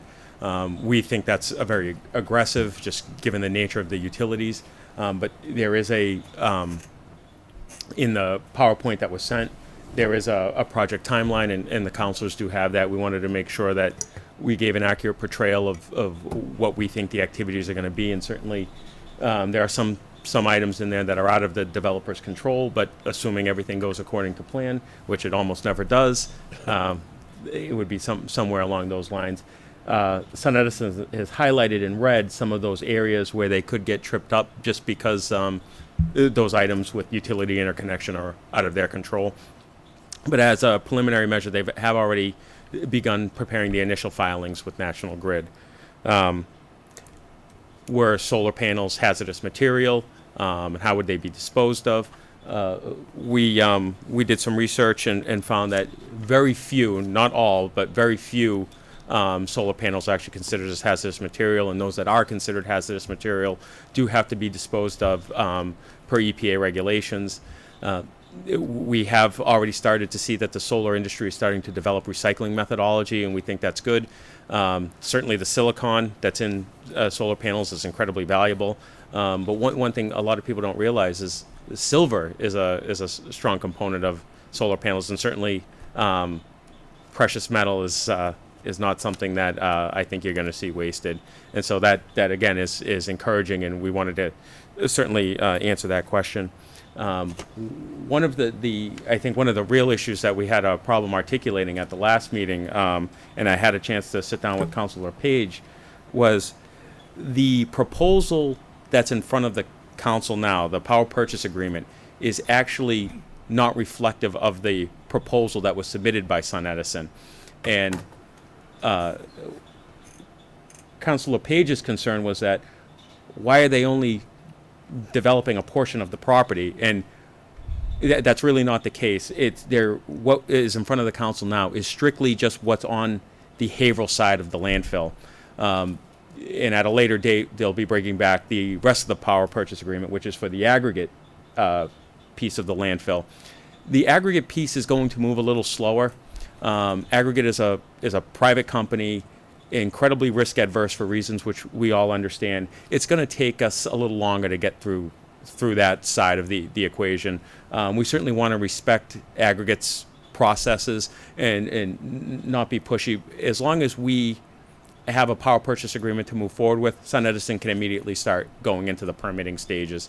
But the intent is to do the full build out. It's just the only a portion of the power purchase agreement is in front of you today. But there was some disconnect there, and so I wanted to make sure we clarified that, just so the council, was aware that we are holding the developer to the full build out, provided that they get permission from the other party. Surety. Councilor Barrett had asked, was any sort of bonding or other requirements are going to be in place to make sure if the developer, for some reason, walked away, the city would be protected. In the agreement in front of you, Section 3 of Exhibit B does have some protections for the city within the power purchase agreement. But as part of the planning board's approval process, they will be required to produce a bond. It doesn't matter whether it's a city project or a private project. All developers have to post a removal bond unless the city is going to take over the project. That's the building department's regulation. That is non-negotiable. And there was a paragraph in the document regarding the tracking trigger. And the tracking trigger was in the unusual scenario that the price of power for some reason plummets. I think it's below 12 cents, Barrett. If it is below 10 cents, the tracking trigger would at least produce a certain level of savings for the city regardless. So it's essentially a revenue meter that's tracking the savings for the city in terms of the dollars gained. But if the price plummets, it's a backfall to make sure that the city retains some savings in the unlikely event that the retail price of power drops. At this point it would be over 50%, which is highly unlikely, but I guess anything's possible. And so those were some of the questions that we were posed by councils over the last week. Great questions. I'm glad you asked them. It's allowed me to become more familiar with the site. And if it's okay, we'd like to show you some additional schematic that I think might make everybody a little bit more comfortable.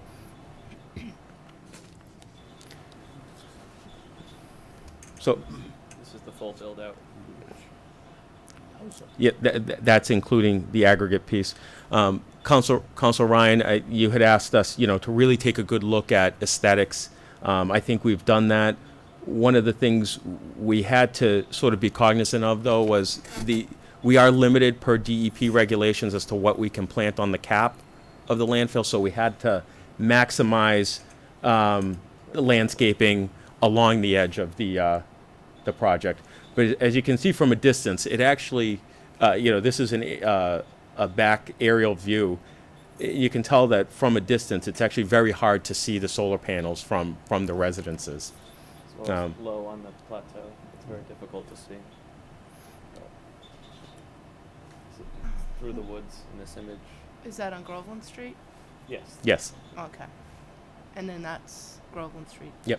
That is as well. You mean Groveland, Old Groveland. Groveland Road? Old Groveland, yes. Sorry, I Okay. misspoke. Okay.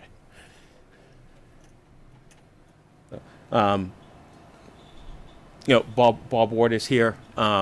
He's sort of our, I guess by default, our staff landfill liaison. It ended up in wastewater, so he's been a member of our review team the whole time. This is something that the DEP would certainly approve, assuming we go through. This would probably trigger a major post-closure use permit, just because of the size and scope.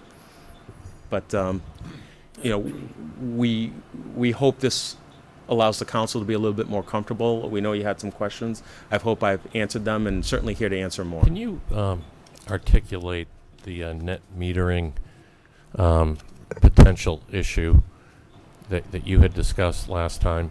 Yes. So the net metering cap is full in the National Grid service territory. So the 4 investor-owned utilities, National Grid, Wamico, Unitil, and now Eversource. There is actually some cap allocation in the Eversource and Wamico territory. I do believe there's cap allocation in the Unitil territory, but the infrastructure, I think, is having difficulty holding any additional distributed generation. I think that's a grid modernization issue. That's not necessarily a regulatory issue. So there was a hearing today, actually, at the State House with regards to raising the net metering cap. I've spoken to a number of legislators over the last few months, and the consensus does seem to sort of lead to that there will be a raise in the net metering cap. But unlike the previous raises of the net metering cap, which was an arbitrary 1% increase, which is a substantial amount of solar, I think they're going to tailor the net metering program a little differently, just to make it more sustainable. Similar to what they did with the renewable energy certificate market, which was sort of give preference to particular types of projects that were better suited. One of those projects that was probably, that I would say is probably a poster child for bad solar development, would be the project that we had talked about on Hilldale Avenue at the last meeting. It's a very condensed site in an already very dense area. That's generally not the type of projects that the DOER and the DPU would like to see incentivized through all this. They and there's even less incentives for building on properties that aren't contaminated, or what they call greenfields. They have less incentive than something like a landfill, which is a brownfield. So the state has sort of tried to adopt a policy where they will provide more financial incentive to parcels where they feel are more conducive to solar development than others. Thank you very much. But there is never a guarantee that the net metering cap will be increased. We think that will happen, but we don't know how long of a solution they're going to put in place either. So we certainly don't want to lose any more ground. We'd just at least start to get the process moving in hopes that that does happen.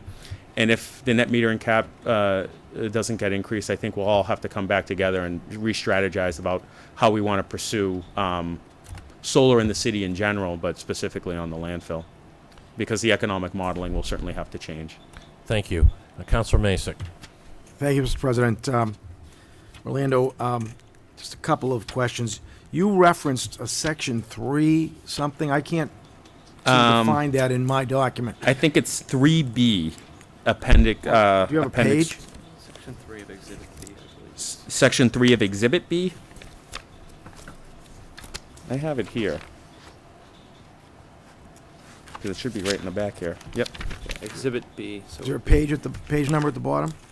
It's the second page, I think, after the signature page. So Exhibit B is the ortho photograph, and it should be right there. And it's 3? Yeah, it would be removal of the system. Okay, actually, yeah, thank you. Could I just hold this temporarily? Okay, all right, just a couple other quick questions. On the renderings that we're seeing tonight, what's the approximate, or can you tell me how far from the the property boundaries the solar development would sit? Is it 50 feet of green? You know, what's the approximate bordering, framing of the solar development itself? I don't know specifically, Councilor Masick. More than 50 feet. Okay.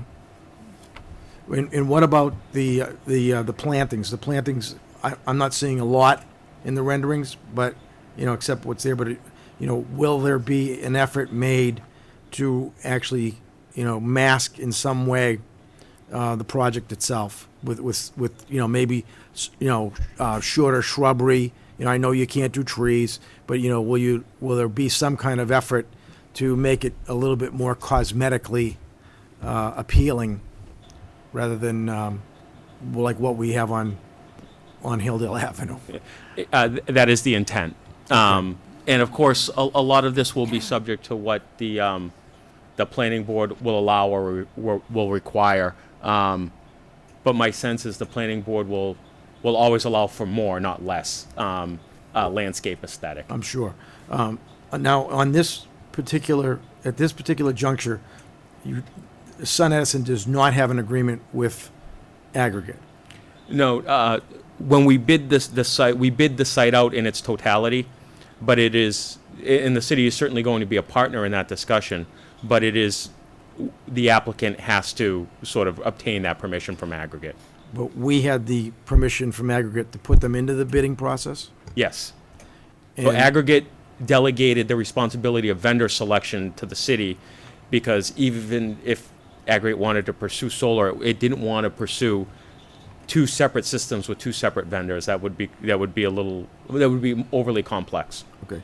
So Aggregate has not filed for their interconnect agreement. Sun Edison has already begun that process. Sun Edison hasn't filed because they they don't have our agreement or Aggregates. So if they will file for their interconnect agreement once the city agrees to terms on a document? Yes, they will begin the process of permitting and file for the interconnection study. So there's an initial application that comes back with a study, and what then the that study would is when they do get the big is bill. that would place them at a defined location in the pipeline for approval and also so that somebody can't get ahead of them in the pipeline. That's correct. For whatever allocation is granted by the state. That's correct. Okay. So the earlier you get in, the increased likelihood that you'd receive net metering cap Right. allocation. Are they going to file with the assumption that they're going to have the aggregate portion too? I noticed 2 megawatt numbers at the top. I think the cities was like 2.1, and when you add aggregate, it was for like 3. There's the 2.1, and then there's the 3.8. Are they going to file for the 3.8? I'll address that question. So we will have to file the 2 different systems separately. So in reality, it will be a 2.1 megawatt system and a 1.8 megawatt system. They'll have to be treated separately because the DOER requires that they know who the owner of the property is, and as we go through the permitting process, we'll need to work through technically 2 separate permits that will follow parallel paths, but when the systems are built, in the eyes of the DOER, they'll be treated as 2 separate systems as well So as it's the because utility. you don't have permission from the property owner to file that you can't file for the higher amount, because it was my understanding, unrelated to any of the city solar, that you can file for a higher interconnect agreement and you can downsize it, but you can't upsize it without starting over again. That's correct. But what you're saying is it's going to have to go as 2 separate applications because the aggregate, there's no agreement with aggregate in any way at the current time. That's correct. So even if we had the agreement with aggregate at the same time, we would have a second special conditions to this main general conditions contract, treating it as a separate project, and Okay. we would file 2 separate interconnection applications. All right. But that does put the total project somewhat at risk. The Haverhill project might get through the pipeline and there might be enough capacity, headroom to go, but the aggregate, until you get the agreement with aggregate and get in the pipeline at some point behind the Haverhill application, it's possible that there won't be enough capacity left to get the aggregate grant. Therefore, maybe you will next year or 5 years from now. But what I'm saying is, what if the aggregate deal doesn't come through? What does that mean to Haverhill? And is that articulated in this agreement, or is this just a Haverhill agreement that can go on its own without any concern as to whether or not you ever come to terms with aggregate?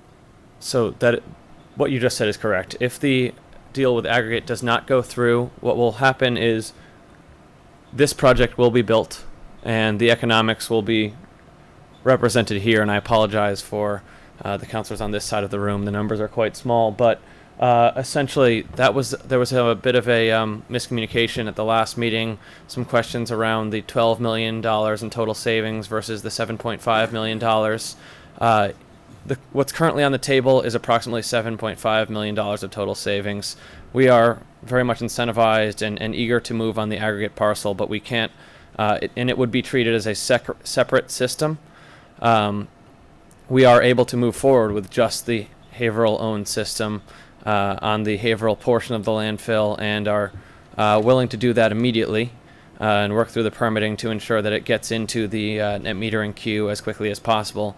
We also want to do that with the aggregate portion, but you are correct that the longer aggregate delays and the longer that we cannot secure an agreement with them, the greater the risk of the entire savings, but we are able to move forward with a portion of it, delivering to you a portion of those savings without aggregates buy-in at And this it would point. not affect the numbers that you're saying, the 7.5.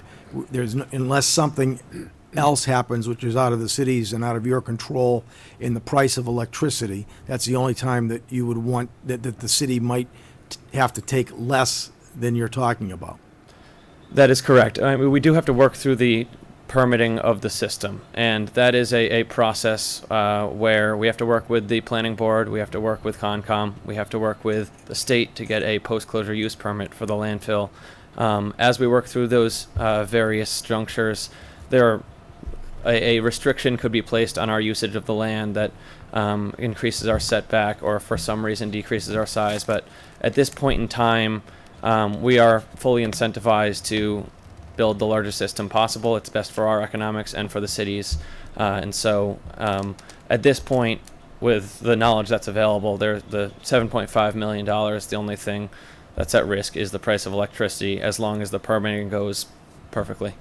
If there were to be some restriction imposed upon you, and it made the project not as economical as it is now for you, and you told this, you can't tell, is it true that you won't be able to tell the city you will get less? It would negate the agreement and mean that you would tell us, we can do this at this price, and now you have to say whether or not you want to take it or leave it. Is that the kind of document language we have? Or is it that we're going to pay you less, too bad, we got restricted, so we got downsized, and we're going to build it smaller and you're going to take less? So very rarely do we, the total amount of savings is dependent on the system size. The total savings is a product of the number of kilowatt hours that the system can generate, which I understand is that. a product of the system Well, capacity. what I'm saying is, let's say you apply for a 2.135, and they tell you can only build a 1.5. That would mean you were generating less electricity. It lowers all the numbers, but will the city have any say in whether or not we want you to build a 1.5? Or can we say, you know what, we're going to wait, maybe things will change, maybe we'll do better? Because, the numbers that you're talking sound big and great, but when you annualize them, they're not as big, and there may be other options years from now. Things are changing so fast, and we may want to look at something different than maybe even solar. But if we're tying our property up for one type of project, regardless of the size, I might have a concern about that. So I'd like to have some language in the agreement that says that once it drops, maybe you could have a little bit of room for flexibility, but once it drops to a certain point, the return to the community would probably not be worth the effort to tie it up for 20 years plus and not have access to it. We might want to just, go in another direction. So what I'm saying is that I'd like to have language that if you're restricted, so that your capacity, your 2.1 megawatt, say, is brought down to, I'm just picking numbers out of the sky right now. But I'd like to see that we have some kind of protection, that if the project is, say, halved for some reason, that we don't have to take half the amount, that you're like 3.75 million instead of 7.5 million. That's what I'm talking about. What are we putting on the line here with this agreement, and how much control, or do we have a way of saying, we don't want to go any further? That's too small, or that doesn't return enough to the city. Thank you. I understand the question. So before moving into construction, we have to file an amended contract with the city stating the final system size. The current system size is, in the contract says it represents an initial estimate.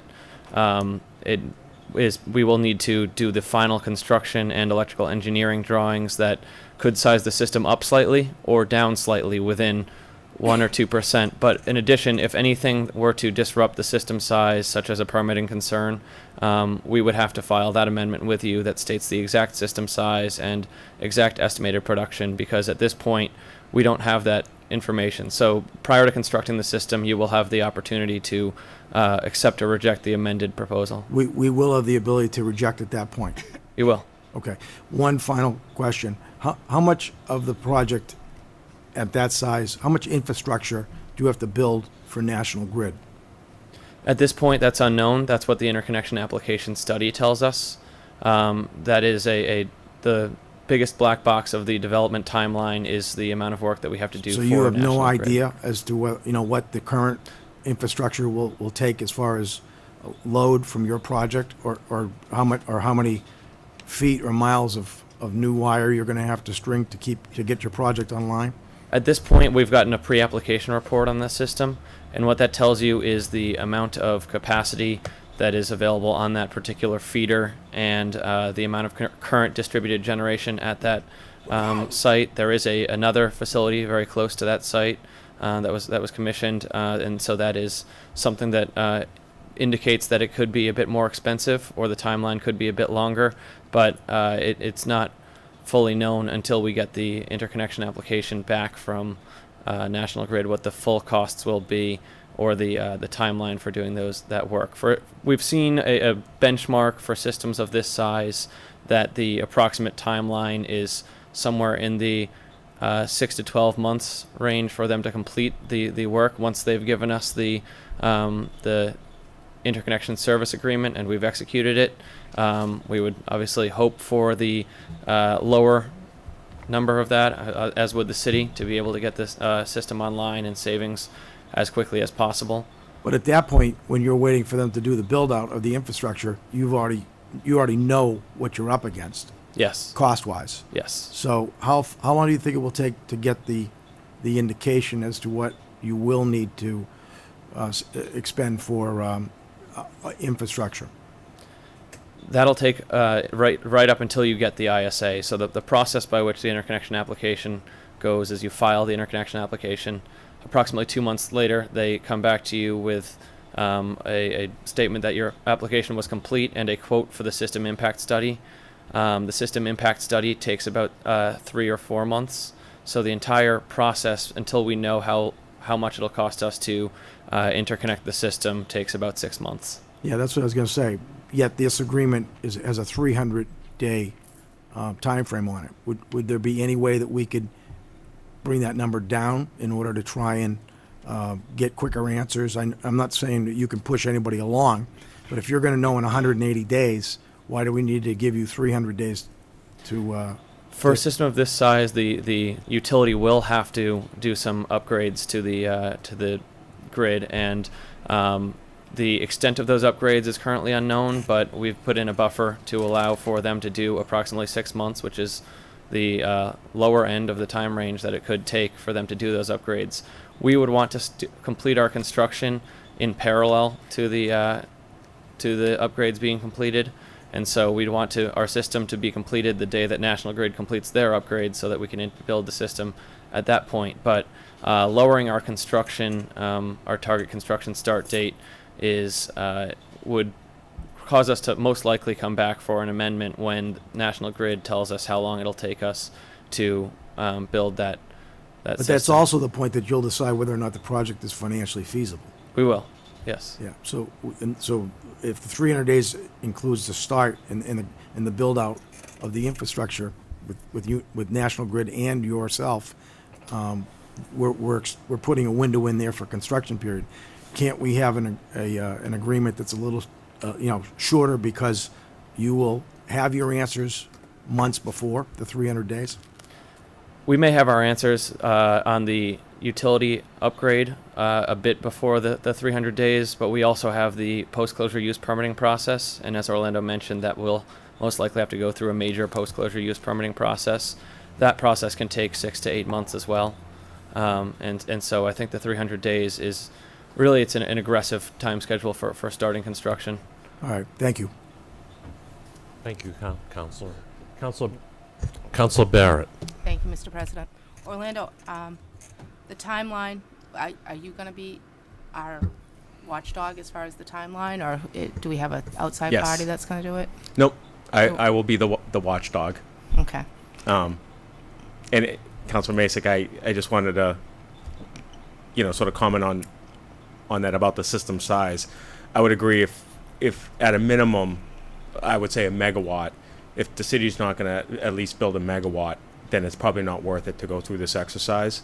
And a megawatt is a lot of power. It certainly has some financial benefit, but we're also going through a tremendous exercise, both internally and externally, that maybe if we can't get a megawatt out of the site, it might be worth it just to do additional power purchase agreements with other providers as opposed to building on our own landfill. Right. But the possibility, you're fairly confident that you're going to have the 2 megawatts. This is Yeah. Yeah, no, I think Fine. at the end of the day, they'll get relatively close to full build out. okay. And then, and if the net metering doesn't get raised, the deal's gone anyway. Yeah, neither side is really incentivized yet yeah. without net metering. I think people are working on economic models beyond net metering, but the other complex part of it is we don't know what the federal government is going to do with the investment tax credit. It's scheduled to expire. That doesn't mean it will. I'm assuming if it doesn't expire, there will have to be some sort of compromise, I'm assuming, with the oil and gas industry on their tax credits as well. So, again, we certainly try to keep in touch with Congresswoman Songis's office on those issues. But Okay. And then, as far as how close the setback is, I would think it's just on the plateau, right? You're not doing on the slopes. It's just the plateau that you're putting the panels on. So that's pretty much. It's fairly high. Yes. Fairly far back from the. Yeah. Overall, I think it's really unobtrusive the way it's been laid out, and that's certainly to everybody's advantage from a permitting standpoint. Great. Thank you. Thank you, Councilor. Councilor Sullivan. Thank you, Mr. President. And thank you, Orlando and Bob and the people here tonight who have worked so hard on this project. I intend to support this order authorizing the mayor to enter into this agreement, and I do so after having listened to all the arguments and doing my own homework. I think at the end of the day, what we're talking about is a Superfund site. It's a dump, and there's very little that we can do with this dump in the future. So to do something creative and visionary like this, to produce solar energy on this site, I think is probably the best possible outcome for this site. I hope that everything goes well. There are a lot of moving parts. There are a lot of pieces that we can't control. But to do nothing just leaves it as what it is now, a dump. So I think it's a great idea, and I will give it my wholehearted support. I've spoken to Representative Dempsey about the net metering credit issue. I didn't realize the hearing was today, but at the Memorial Day parade, a couple councilors and I had an opportunity to speak with him before the parade, and he voiced his optimism. He's cautiously optimistic that that net metering credit cap will be lifted, will be raised, and we need to be in the pipeline. We need to be ready to go. So I hope you are successful. I do intend to vote for this, and I thank you for all your hard work. You certainly have been quizzed quite a bit, and I think you passed. Thank you. Well, thank you, Councilor. And I just want to say, in 2010, when the city had a landfill reuse advisory task force, this was actually what their recommendation was to pursue what wasn't, at least to date, still is really the highest economic option. And our hope is that we can do a two-pronged approach, which is tailor some passive recreation to the best extent we can with this. Great. Thank you, Mr. President. Thank you, Councilor. Councilor LePage. Thank you, Mr. President. To go to the 2010 task force, I was a member of that task force at Orlando Inn, and I still recommend that we do a solar panel. But this exercise for a little bit has just been going through the details and making sure everyone, again, it's the best economics for the city. So I'm just going to ask one detailed question I asked you early today, and you said that senators and folks were here. We talked about annual revenues, pilot and lease, and those figures were the same for the base design and the full build-out. Are they supposed to be the same number? They are not. Let me see here. Under the second to last column, if you're coming to the right, it shows the annual revenues, pilot and lease as the same under both scenarios. That's actually incorrect. But what SunEdison had proposed was that the pilot payment would be increased on the city side, but that the actual land lease payment would be going to aggregate. That detail hasn't actually been worked out, so we couldn't say that for sure, but in totality, at full build out, based on the project as it stands, that number is close to double. Okay, because I think in the preliminaries it was 97,000, so that would be adding 44,000, and that would kind of make the ratio of the 2.1 to the 1.8 as far as the size of the solar farm. I'll address that question. So our assumption under the original proposal, or our perhaps lack of understanding on the original proposal, was that Aggregate owned half of the landfill. And my understanding originally was that perhaps it was a joint ownership, or and so what we had submitted in the original proposal was the $25,000 of combined megawatt and lease, or $25,000 per megawatt of combined lease and pilot payments would entirely be going to the city. And in these pages that we've shown, the revised pages, our assumption is that the $25,000 per megawatt of pilot and lease would be paid on the base design. We would have to negotiate a separate lease structure with Aggregate, and that money would be paid presumably to Aggregate, so I can't assume that the city would be getting that money. We would have to pay taxes on that second parcel. At this point in time, we don't have a great visibility into what that pilot structure would be on the second parcel, and so the total value may increase beyond the 53,000, but dependent on the lease structure with Aggregate, they may be getting the majority of the lease revenues from that parcel. In Orlando, thank you very much for all the answers to my questions and all the other counselors. Mr. President, I'd like to make a motion.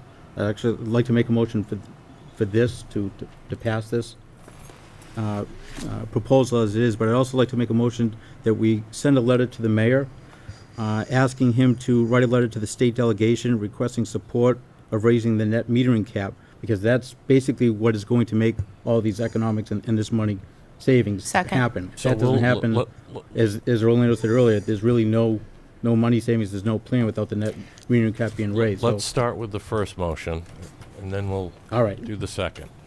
So there's a motion by And I second it. Councilor LePage, seconded by Councilor Daley O'Brien, and Councilor Masek.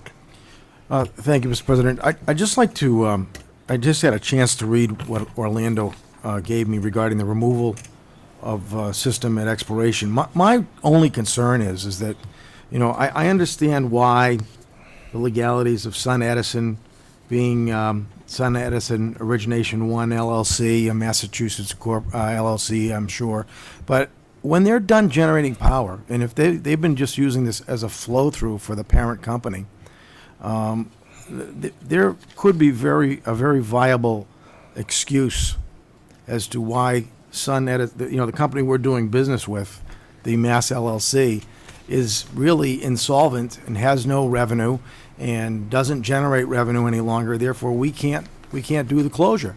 So I think we need to have. I know that, and you know, I don't think you ever gave your name. I'm sorry, but Yeah. Oh, I'm sorry. It's Barrett LaChance from Sun Edison would okay. be the project manager Okay, locally but- here.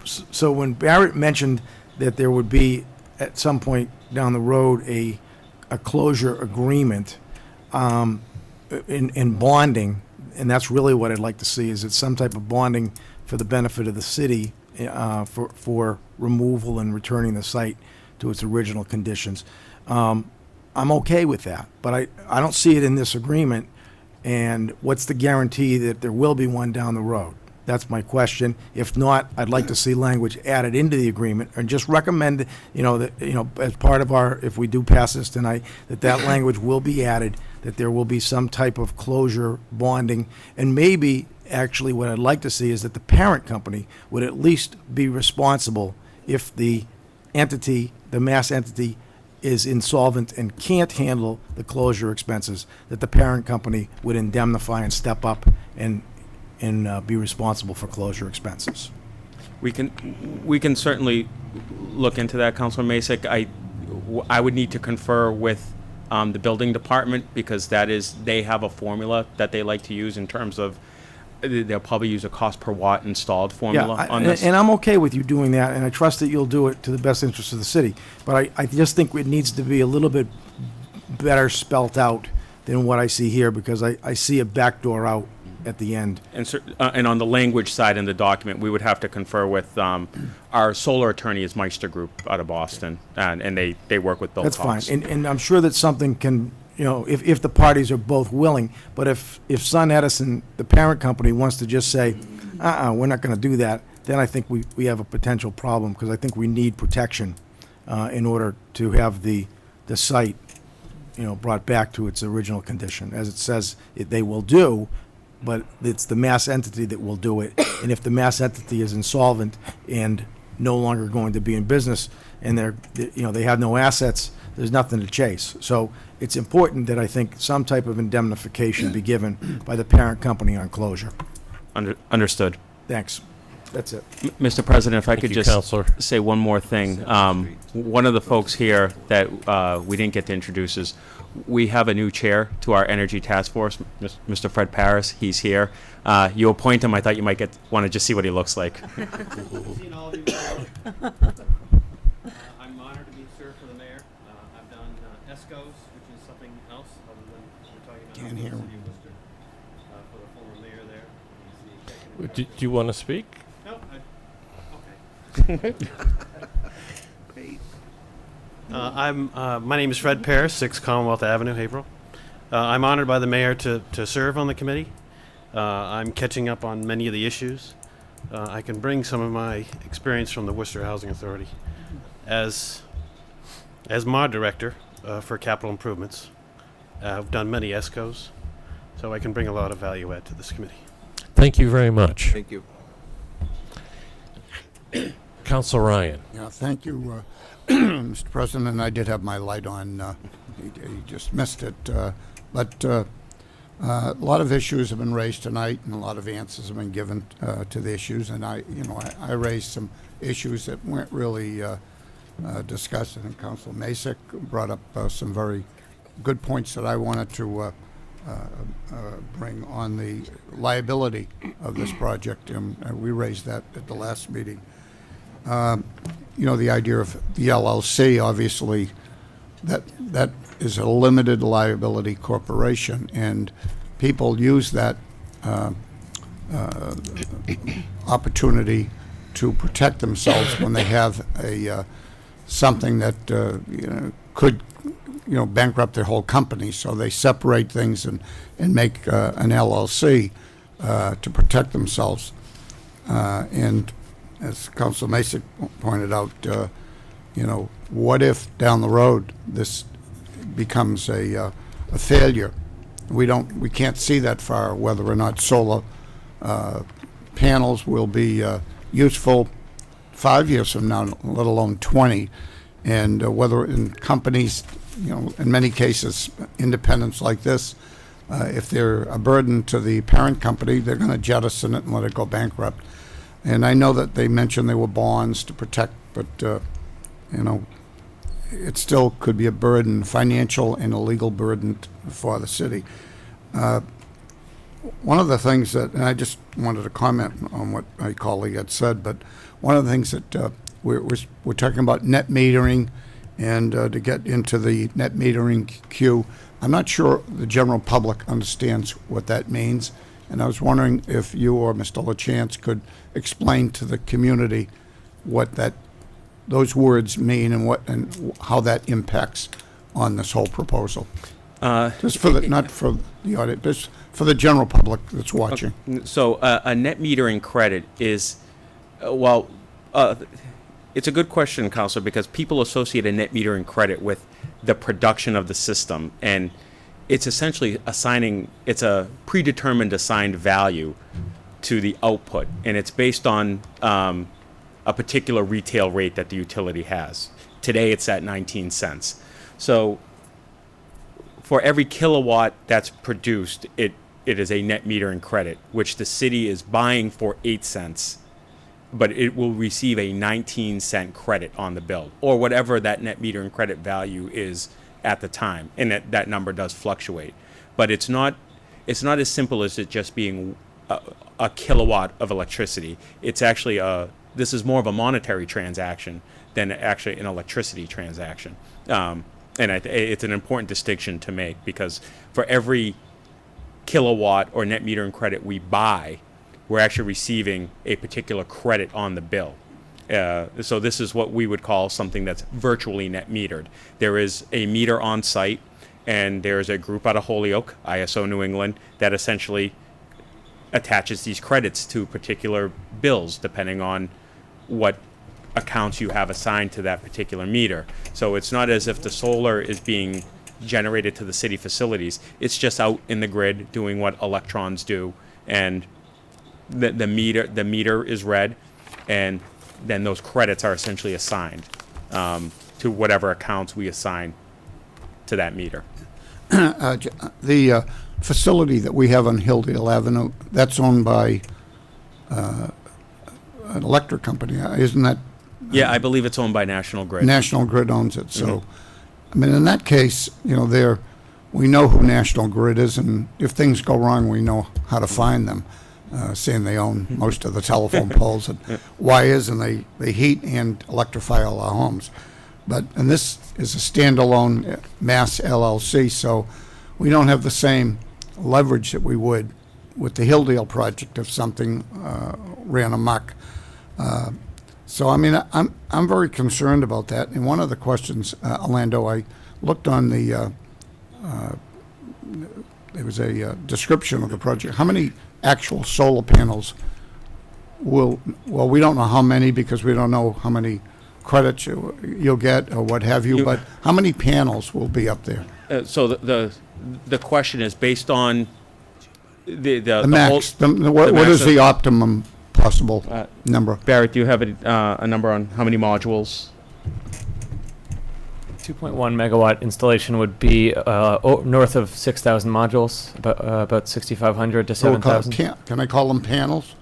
Panels, yes. 6,000 panels. So it's a very substantial.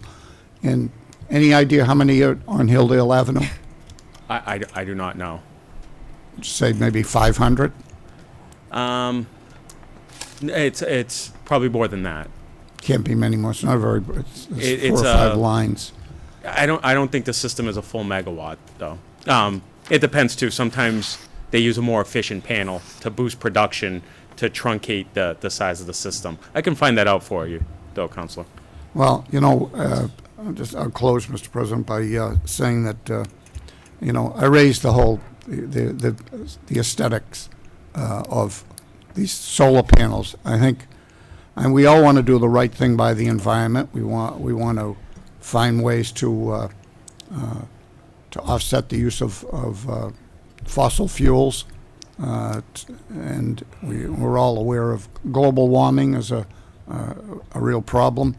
But I think sometimes the whole issue of building these enormous windmills and solar farms, the amount of energy and chemicals and that we put into it, really is we spend more money and we use more fossil fuels developing this than we could ever possibly save. And the windmills, I think, looking at the size, and I'm very happy that the Cape Wind Project never went, and I want to congratulate all the people down in the Cape because it is such a beautiful area. But this is also a beautiful area, even though, you know, my colleague pointed out it's a dump. It was a dump. It isn't a dump anymore. Always will be. And it has the potential to be a beautiful piece of land. We've spent millions and millions of dollars capping it. A layer of gravel, a layer of this, a layer of that. It's been done with the under the direct direction of Mr. Ward and the engineering companies that we have retained, and it's been done correctly. We've, through the former councilor John Curtin, brought to the attention over and over again about barrels being down there. We took up 10 or 11,000 barrels full of chemicals, and we should be thanking him every day for doing that and get them all recycled and brought out of there. We still know there's probably a lot of crap still under that mountain, but we have spent a lot. It does look great, and it's it's going to be a beautiful piece of land. And even though inside there's stuff cooking away and all that, and it's going to take generations and generations for that to disappear, it's still a beautiful piece of land, and I think we should be we should not jump at the first opportunity, and we haven't really even finished it yet, but not to jump at the first opportunity to put up, 6,000 panels for 20 years, and that could be 40 years. Maybe I'm totally wrong, and this is the greatest idea that's come down the road, but I really don't. I think we're giving away too much. I think it's a very small amount of money that we're talking about, given the size of the land and the value of that. And I think the amount of money we're getting, and it's projected $200,000 or $300,000 in that range or whatever, over the next 20 years. We all know that with the rate of inflation and devaluation of the dollar every second, that you're lucky if you could buy a Ford Pinto. They still make those, Mr. President. You won't be able to buy much with that amount of money at the end. So we may, at some point, even though it might look good this year or next year, I think long term, I think we're giving away way too much. And I want to commend you on your presentation, Orlando, and also Mr. Lucia. I think you guys made a very good presentation and been very open about this. But I think beyond that, I think the city council should maybe, at least in my vote, to give this thing a little bit more time to see if there's a better opportunity down the road or a better use of this land, or a possibility of leaving it in its natural state with trees and shrubs and what have you over there. Thank you, Mr. President. I appreciate your comments, Counselor, because I think it's important that, we have a certain level of transparency, and certainly on my end, have a very clear dialogue, because as we pursue other projects that we're looking at, whether it's solar on Haverhill High or other energy services contracts and LED lighting and street lights, I think, we have to develop a relationship where if I'm telling you something, you need to believe it, or these processes just aren't going to move forward. So I hope the effort we put in over the last 10 days, whether you agree or disagree with the project, I think more importantly, we're just trying to make sure that the council is comfortable with the information we're giving them. So thank you. Counselor, thank you very much. And let's put a wrap on this. Move the question. Council McGonigal, and then Real we'll quick, move the question. Thank you, Mr. President. I agree with some of what all the councilors said, a little bit about what Councilor Ryan had just said, but I go back to Councilor Sullivan. It is a dump, and I believe it'll always be a dump, and I love this opportunity to try to get something from it, whether the $350,000 in the middle of this contract per year, it's a revenue source that we don't have right now, and I think it's getting something out of nothing. I don't want my grandkids over there playing on that necessarily, so I like it that it's going to be something that's going to be generating revenue for the city. And I do have the concern, Councilor Masick was right. Let's make sure that we're covered as much as we possibly can be. And if we won't jump into this queue, some other city or some other group will. So I think it's right. I look forward to many more solar developments in and around the city. I love the new roof on the police station. I think that should be full of solar panels, so we get electricity in that building. Anywhere we can eliminate a bill, I think we should do it. So I'm all for it. I respect the job that you're doing, and I thank you. And I think that's why you were brought here. And I know you get questioned, and I think that's a good thing. And as long as we all work together and have, I know we all have the thoughts for the best outcome for the citizens of the city in our forefront, I think we'll do well. And thank you. Thank you, Mr. President. Thank you, Counselor. I think that it's a risk, but I think it's a risk worth taking. I don't want to be any more simple than that. Madam Clerk, please call the roll. Councilor Scatamaccia. Yes. Councilor Barrett. Yes. Councilor Masick. Yes. Councilor Ryan. No. Councilor Sullivan. Yes.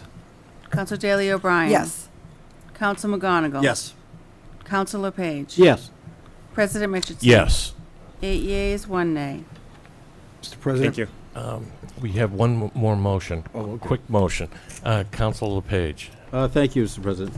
Again, I'd like to make a motion that we send a letter, have the mayor send a letter to our state delegation requesting, supporting, and raising the net metering cap for the economic benefit of the city. Second. Motion by Council LePage, seconded by Council Barrett. All in favor? Aye. Aye. All opposed? And let's take a 5-minute break. Yes. Thank you.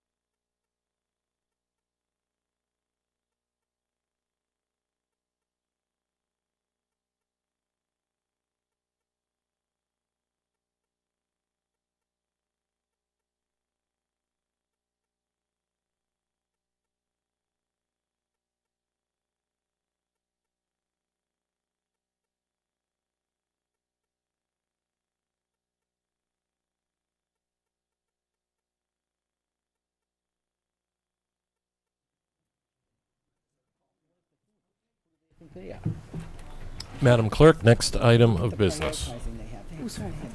Document 52D, ordinance regarding parking, 30 Lancaster Street, add handicap space. Move for passage. Second. Motion by Counselor Masek, seconded by Counselor McGonigal. Please call the roll. Counselor Scatamacia. Yes. Counselor Barrett. Yes. Counselor Masek. Yes. Counselor Ryan. Yes. Counselor Sullivan. Yes. Counselor Daley O'Brien. Yes. Counselor McGonigal. Yes. Counselor LePage. Yes. President Richardson. Yes. 9 yeas, 0 nays. That passes. Next item. Ordinance regarding parking, 49 Bellevue Ave, add handicap parking. Move for passage. Second.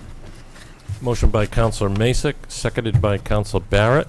Madam Clerk, please call the roll. Counselor Scatamacia. Yes. Counselor Barrett. Yes. Counselor Masek. Yes. Counselor Ryan. Yes. Counselor Sullivan. Yes. Counselor Daley O'Brien. Yes. Counselor McGonigal. Yes. Counselor LePage. Yes. President Richardson. Yes. 9 yeas, 0 nays. And that passes. Next item. Ordinance regarding peddling and soliciting ice cream vendors. Move for passage. Second. Motion by Counselor Masek, seconded by, whoa, I think there's a three-way tie here. We'll go with Barrett. Madam Clerk, please call the roll. Counselor Scatamacia. Yes. Counselor Barrett. Yes. Counselor Masek. Yes. Counselor Ryan. Yes. Counselor Sullivan. Yes. Counselor Daley O'Brien. Yes. Counselor McGonigal. Yes. Counselor LePage. Yes. President Richardson. Yes. 9 yeas, 0 nays. Next item. Communication from councilors. Communication from Counselor Mitchison, who would like to introduce Dan McGraw to speak about changes to the city charter with respect to the election of city councilors and ward representation.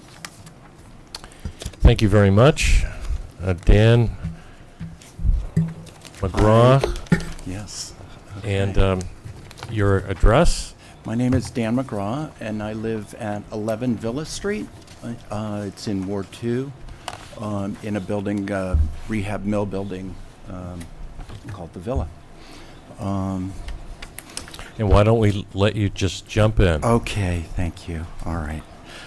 Thank you for staying so late, you know. I offered to come back, and the president said to stay, so I'm staying, and I appreciate the late hour and your willingness to endure, especially since I'm going to be reading this statement. But thank you, Mr. President and members of the City Council.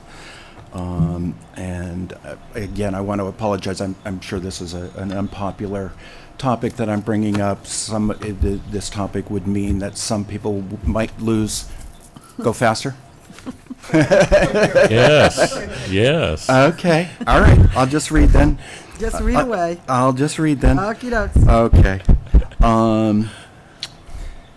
My purpose here is to bring up the idea of a change in the charter of the City Council from a Type A City Council, which is all at large, to a Type B City Council, which would be, in my point of view, more of a representational democracy, would directly represent people from the acre, from the avenues, who have no representation here in City Council directly. I'm not saying that people here do not look out for the members of the acre, but there's no member from the acre or from Washington Street or the avenues that is sitting on City Council at this present. And just from an ethical point of view, not anything to do with the competence of the council. I see that these are really good minds, really caring people, have the best interests of the city. The discussion here is very high level. So I have no problem with the City Council as it stands.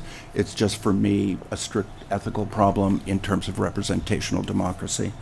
I have a research practice here in counseling and in Haverhill, and I've been here for the last 25 years. I grew up in a town very much like Haverhill, a mill town in West Virginia. I worked in the steel mill when I was in college. So I have a feeling for the diversity of a city like Haverhill. It was 28,000, northern West Virginia near Pittsburgh, where the Flashdance movie was, if you all remember that.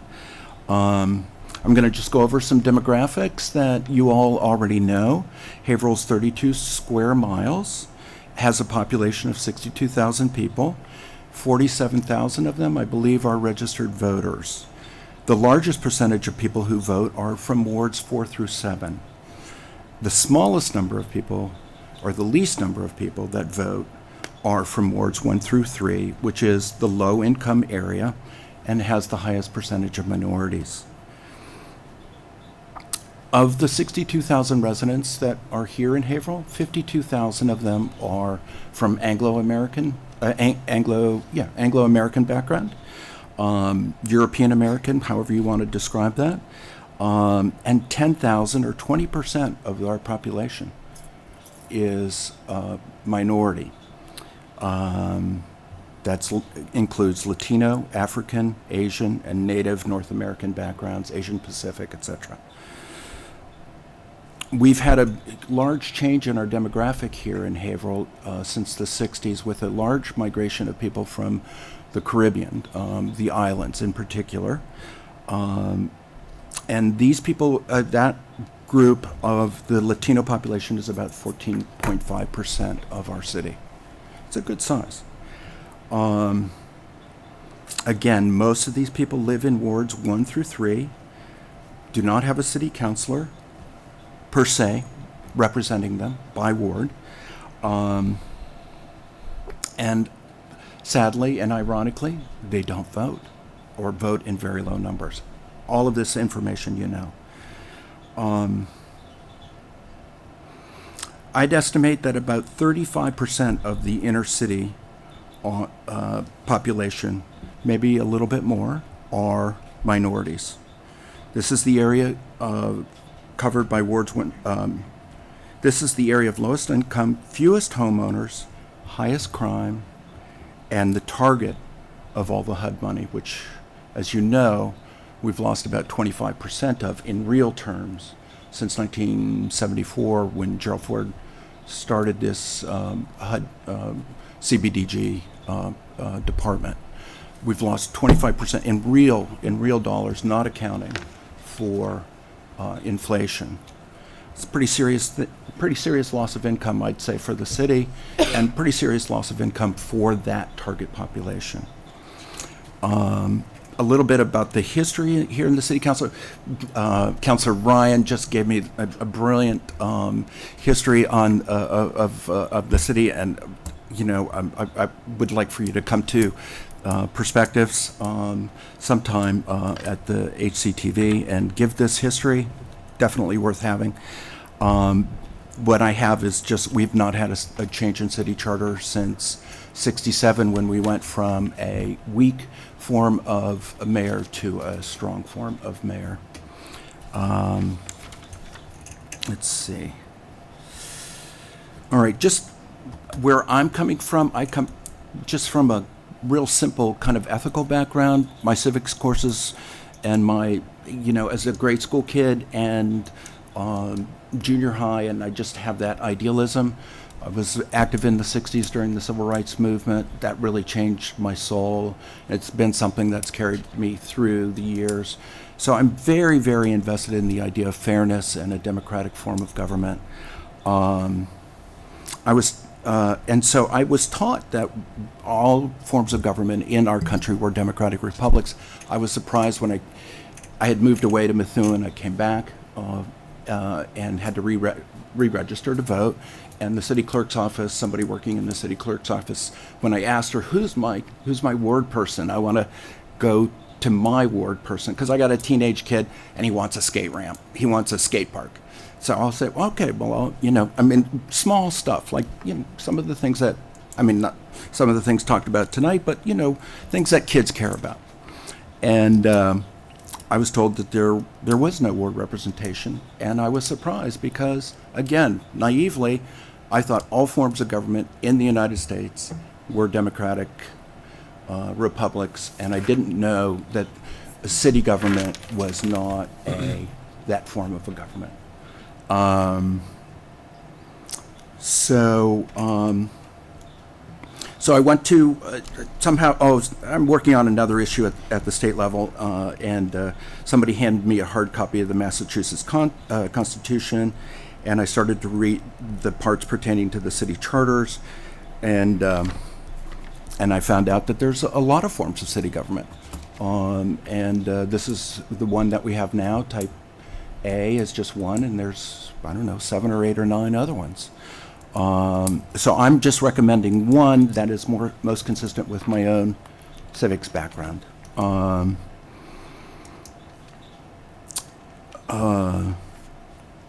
I think an at-large city council is less likely to be constrained by the will of the people, especially when those councilors come from just 3 wards. All 9 councilors come from 3 wards. And these are the most homogeneous wards in the city. They're not the most diverse wards in the city, from what I can tell demographically. None of these 3 wards are targeted by block grants, by HUD-designated monies for low-income and minorities in our city. I think the 3 wards that are the targets of HUD strategic initiatives certainly need their own ward advocate and their seat at the table of government. I find the Plan A city government we have is at risk of not including all points of view from this very diverse demographic we have in the city. In conclusion, again, just simple ethics, justice, equality, fairness were the guiding principles to be protected by government. At the federal, state, and I thought also at the city level, no disrespect. I see this as a very effective and competent group of people.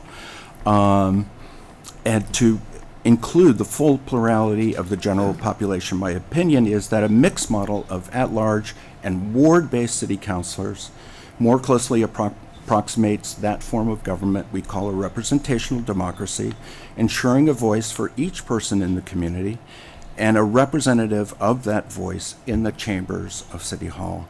I welcome feedback from the City Council to discuss this change in City Council charter from a Plan A form of government, all at large City Council, to a Plan B form of government, a mixed model.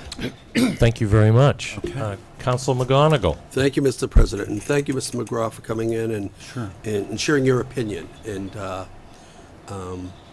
I don't know if it would be better or not, to be honest with you, but one thing I do want you to know that myself and many of my fellow councilors do a lot of work in every precinct, every ward in our city. You talk about CDBG funding, and very dependent upon that on one of the nonprofits that I work with. So I deal in those neighborhoods that you refer to. So, and I remember when there was an issue at 12th Avenue Playground a couple years back that a couple of the city councilors from the Bradford side or the Riverside came down and made sure were tied in and making sure that the neighbors around there and the playground was protected and made safe. So I'm not sure if the other form of government would be better, but I know I like working on this one, and I'm sure I'd like working on that. And I don't feel that there's any pull to me because I live in the Walnut Square area that I can't go up and help in the Highlands, or I grew up on Primrose Street. I have relatives on 10th Ave and up in the Mount Washington area. So I don't think you can get away in Haverhill and not have a connection to a water precinct. So I do appreciate your opinion, and thank you for coming in tonight. Thank you, Mr. President. Thank you, Councilor. Councilor Ryan. Again, Dan, thank you for your interest in our city and in the charter. I think it's a very noble work that you're doing. Thank you. And it is a discussion that we have every once in a while. Yeah. Somebody comes along and thinks that we can do things better, and maybe with a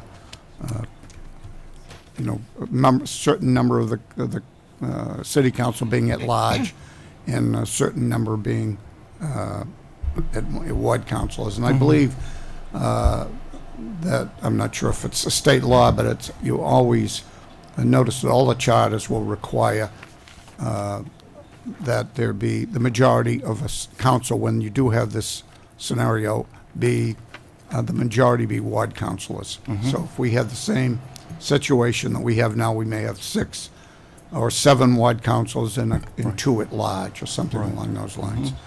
But I did want to point out, just not to make you look bad, but to correct you, but Okay. there's only one ward that we do not have, a Ward 1.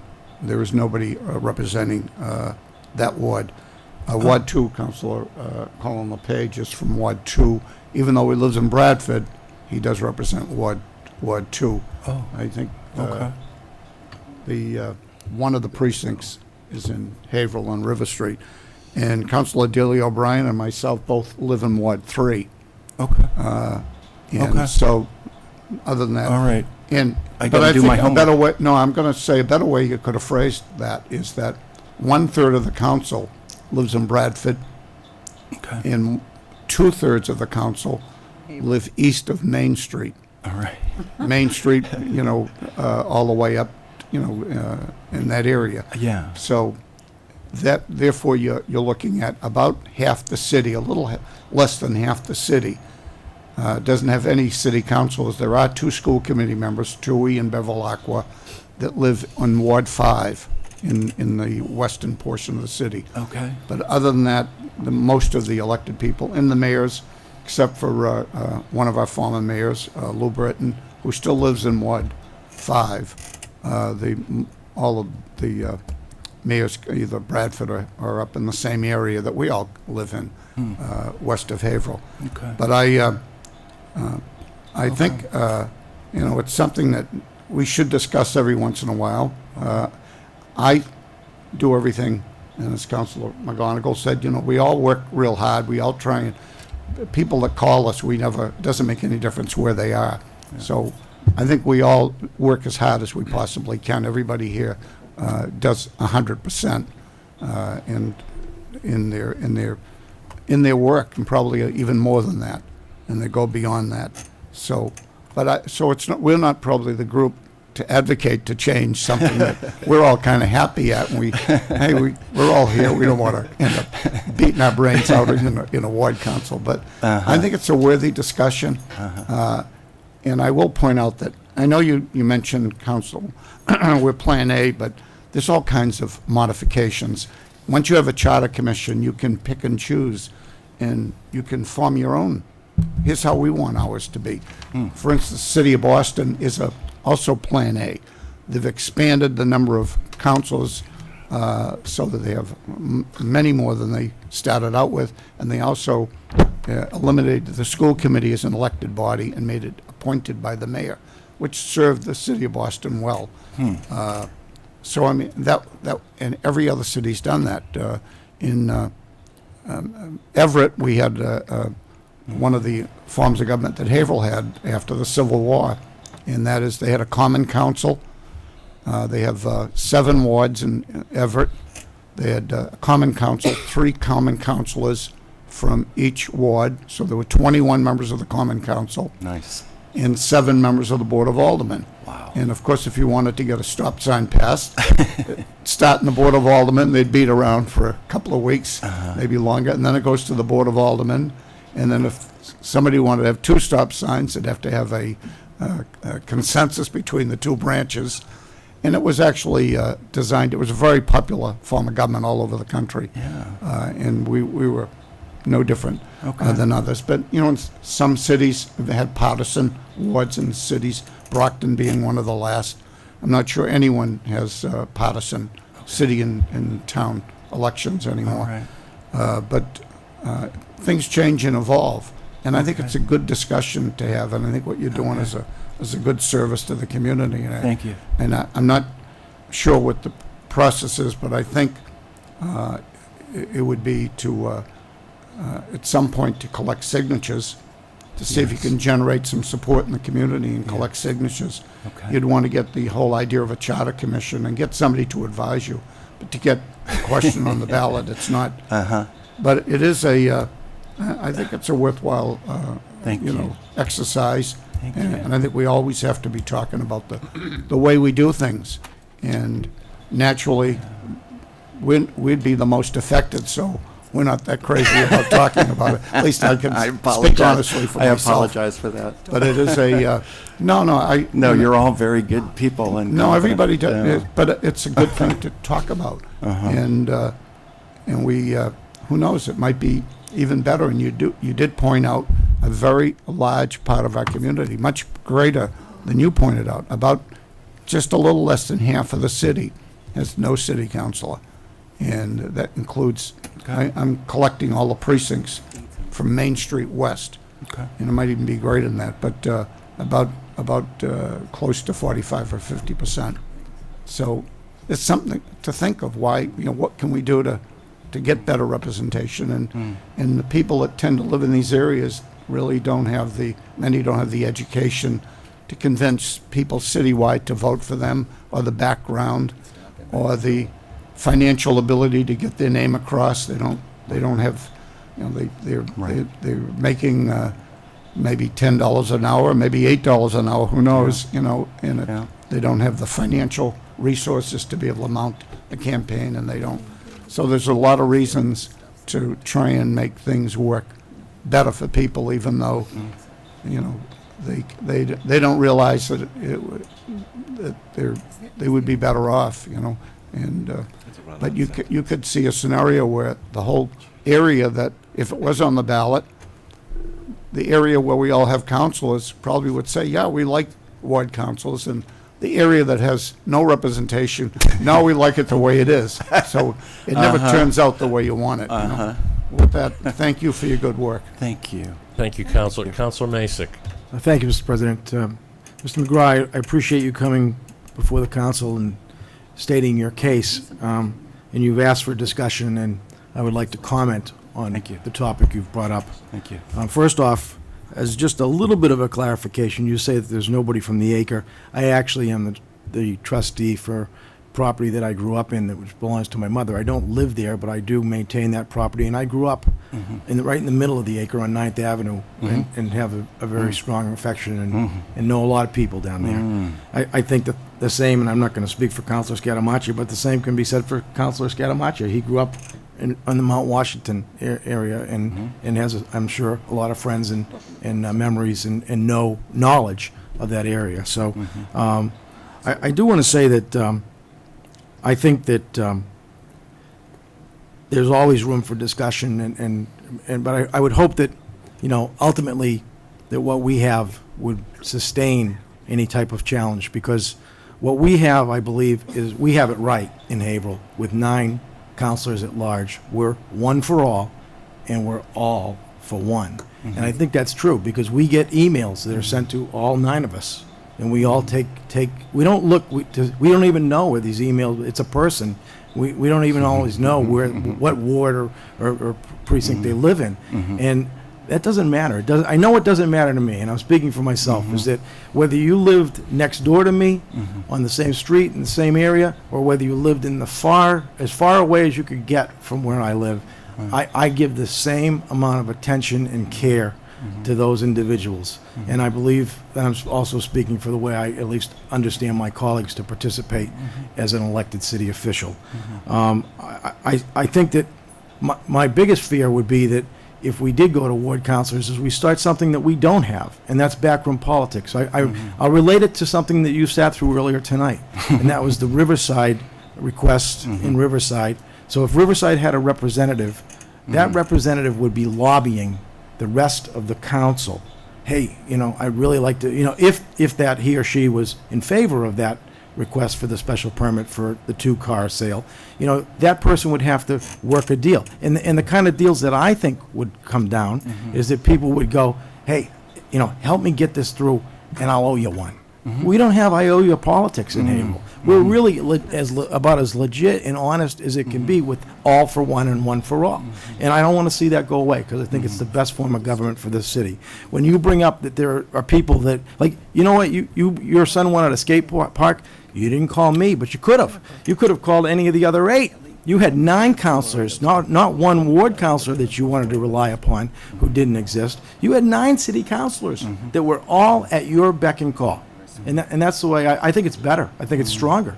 So I'm just weighing in a little bit on how I feel about what you're suggesting. And the other thing is, I just want to mention that, and I'm going back a number of years, but you infer that maybe we're not representative of minorities and the Caribbean population that's moving in. And I think that's when I can remember many years ago, a gentleman, a black gentleman ran for the first time for city council, and he topped the ticket. Haverhill's not a racist community. We are not holding down any one area. We put our efforts, Team Haverhill, rebuilding a complete acre playground for the acre. We put our best efforts into helping people have the best we can deliver as a community. We don't have any redlining in our community, and I think that what you're suggesting might create that. So I think we have to be careful what we wish for, because I think we really have it right now, and I'd hate to see it change, just because I know what we have is really working. I Thank can you. see that, yeah. I can Thank see you, that. Counselor. Okay. Did you want to make a comment? No, I can Okay. see that. I can see that this council works beautifully. Yeah, I mean, really, it's a very competent group of people. Mr. Vice President. Thank you, Mr. President. Firstly, I want to thank you for coming. I think you put a lot of work and a lot of effort and a lot of time into your presentation. Thank you. The problem I have with your suggestion is this. Whether you're a ward councilor or an at-large councilor, any vote that particular councilor makes is going to affect the entire city. So in my opinion, I think that he or she should be responsible, and the entire city should be able to judge that particular vote or that particular logic or philosophy, political philosophy, Yeah. and vote that person, keep voting him in or vote him out. If you're a ward councilor, and I think tonight was a bad example, because very rarely do we have such parochial issues as what happened on tonight. Yeah. But if I make a decision, if there was a Riverside, or whatever the ward is, I don't even know what the ward is anymore, but if there was a Riverside councilor, Ward 4. Ward 4. that counselor could, vote that, that certainly wouldn't affect the entire city, but there are certainly issues that would. So I think, we as elected officials should be held responsible for our decisions. And, if somebody did something, if I did something, if I was representing Bradford, but I did something that was going to affect another part of the city, that's still affecting the city. And I think I should, but because I'm from Bradford, and maybe because I'm pretty strong politically there, I don't think that the accountability for that ward councilor would be something that would exist, because I think citywide, either vote me in or vote me out. If I'm doing a good job for the entire city, keep me in. If I'm doing something bad, don't vote me out.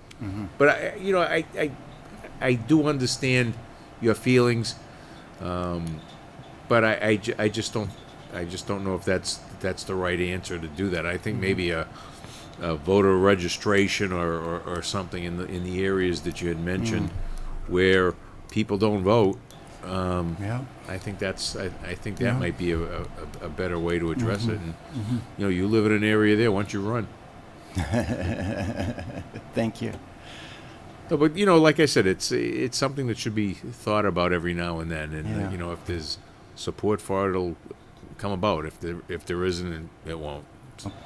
Thank you. Thank you, Mr. Vice President. And Council Barrett. Thank you, Mr. President. Thank you, Mr. McGraw. Thanks for your time and your information. And I live in Bradford, but I spend the majority of my time on Merrimack Street, and I have most of my adult life. Okay. My door is always open. I have a retail establishment. People come in of all types, all ethnicities. And, it's a great thing to be able to serve the community as a whole, rather than just my little segment of town. I like to think of myself as always looking out for the best interests of the city as a whole. And I think this form lets me do that. Thank you, Mr. President. Thank you very much. So I would like to see the more challenged neighborhoods have a seat or two on the city council on a regular basis. It's the model more like the Congress and Senate, right? It is. I mean, it's It is. That's exactly what the model is. You That's have exactly some at large, and in our case, those are the senators. Yeah. And then the congressmen and women represent their particular physical areas. Yeah. And I think there is some value to that. However, the process to do that, to make that happen, is enormous. You've got two different options. One is you can go out and get, I don't know how accurate you were on 47,000, 30,000. Yeah, it's like 33. But it's still. Oh, is it 33,000? Okay. It's a big a big number. I got a little disc from the city clerk's office, and I thought it was around 47,000. 41. It's 41. 41, 42 registered voters. Okay, so Who voted in the last election? That was a tough list to read. Oh my God. You have to import it Oh into my Excel. God, that data bank. So the two ways Oh, that you man. can actually make this happen. One is you can get 10% of the people to sign a petition, and you can vote just on the form of government. Okay. Or you can do as Councilor Ryan had suggested, have a full charter commission, right? And that requires 15%. Nice. So you either need. I'll do one of those ice cream truck jobs. So if there are 41,000, registered voters, you know, and in case one, you need 4,100 signatures. And they all gotta be good. And by the way, the Chamber of Commerce tried to do it several years ago and didn't do it. Yeah. And they had an army. Yeah. And I've heard that story. And then on the Charter Commission, which I would actually support because there are lots of other things I'd like to see changed in government. We're in the 40s, in the 50s, in the way that we budget, and I would love to see a lot of other things looked at. Yeah. You need 15%. Yeah. So that's So you quite want a me to few. get 15% so that you can work on your other... Well, it doesn't sound like you're ready Will to you go work out with there. me? I actually tried it in 1999. Yeah.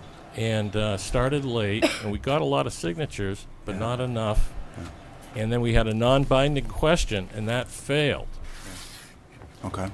So Yeah. there's a that tells you right there that you know, you have a tough road. Yes, I do. In front of you. Yes, it's challenging. But I do admire the fact that I'm willing to that think of you- it. Well, that you're doing it based on principle. That's it, really. That's really it. And you know, maybe offline we can talk about possibilities, but I think it's going to be very hard to actually go out and get the Mr. President, signatures. there's a third. And there's a third. The city council can put the matter before the voters by According to question. according to the city solicitor, that is not the case. But we should. But you know, we should take a look at that. Just to I've know. had that debate Yeah, that yeah. that the city council can take a vote, and if the city council by 2/3 a majority could initiate The that. clerk says no, Mr. President. Yes, and Right, and, and the, the city and the city solicitor solicitor said no as said- well. said no. I consulted, so But there's I'm a little confused about there's it. a little bit of gray area there, for sure. Is he commenting? So, I want to wish you the best of luck. Thank you. And thanks for hanging out tonight with us. Thank you. No, it was very interesting. And you kept learned to, a you lot. kept to your word on your speech as well. Which is what? Well, it was concise. Oh. And you Well, I stuck, had some- I you had stuck some to the help with key. You that. stuck to the key points, Yeah. and I thought they were very good ones. Thank you. Thank you. Yeah, I had a tough editor. Yeah. Thanks. Thank you very much. All right. Madam Clerk, next item. Communication from Councilors Barrett and McGonigal requesting a discussion about traffic, speeding, volume, and illegal dumping on Peabody Street. Okay, I guess Council Barrett. Thank you, Mr. President. Councilor McGonigal actually got the call from the constituent, but I concurred with his assessment of very difficult traffic situations. If I may, Mr. President. Yes, please take the floor. I did get a call from a constituent over in the Bradford area somebody very concerned about Peabody Street being used as a cut-through to avoid some of the traffic. So I did confer with two of my fellow councilors, Councilor Barrett and Councilor Sullivan, who indeed said there are a lot of issues on that narrow street. So I would like very much to see us send this off to traffic and safety. There's concerns about, you know, the amount of traffic, the narrow road, the speeding, and also a bunch of dumping that goes on down the end of the street. So I would like to see this sent to traffic and safety and maybe have the experts over there figure out how we're going to, you know, slow down the traffic, reduce the traffic, and also maybe find a way to put some cameras up and catch the folks who are illegally dumping in that area. Sounds like a motion. And I will make that motion, I'll and I second. would defer to either one of my And it fellow was councilors who... seconded by Councilor Barrett. Councilor Barrett, before we vote, do you want to say anything? Yes, thank you, Mr. President. I think a lot of the increase in traffic through Peabody Street is a direct effect of the lights at Salem Street and South Main.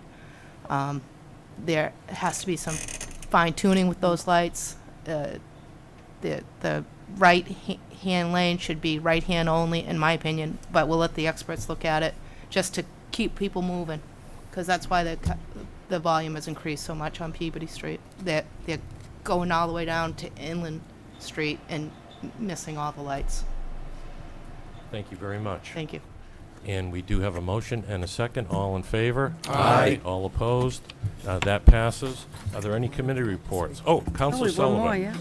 I know that you wanted to possibly postpone this. That's Why don't correct. I just let you make the motion? Do we want to read it first? Yeah, I'm kind of jumping the gun here. Getting kind of late, but yeah. Okay. Madam Clerk, could you please? Communication from Council Sullivan requesting a discussion about the flag at Hilldale Cemetery and the ongoing maintenance issues. Thank you, Mr. President. I'd like to have this continued for 2 weeks so that we can invite the Board of Trustees here to discuss ongoing maintenance issues at Hilldale Avenue, and I also need to further research a constituent who wrote to all of us regarding flag etiquette as a result of a new flag at the Hilldale Ave Cemetery. So if we could put this on for the next meeting, that would be great. Okay, there's a motion to postpone for Second. 1 week by Councilor Sullivan, seconded by Councilor McGonigal. Madam Clerk, please call the roll. Council Scatamacchia. Yes. Council Barrett. Yes. Councilor Masick. Yes. Councilor Bryan. Yes. Council Sullivan. Yes. Council Daley O'Brien. Yes. Council McGonigal. Yes. Councilor Page. Yes. President Mitchell. Yes. 9 yeas, 0 nays. Are there any committee reports? Move we adjourn. Second. Motion to adjourn by Councilor Ryan, seconded by Councilor Daley O'Brien. All in favor? Aye. All opposed? We're adjourned.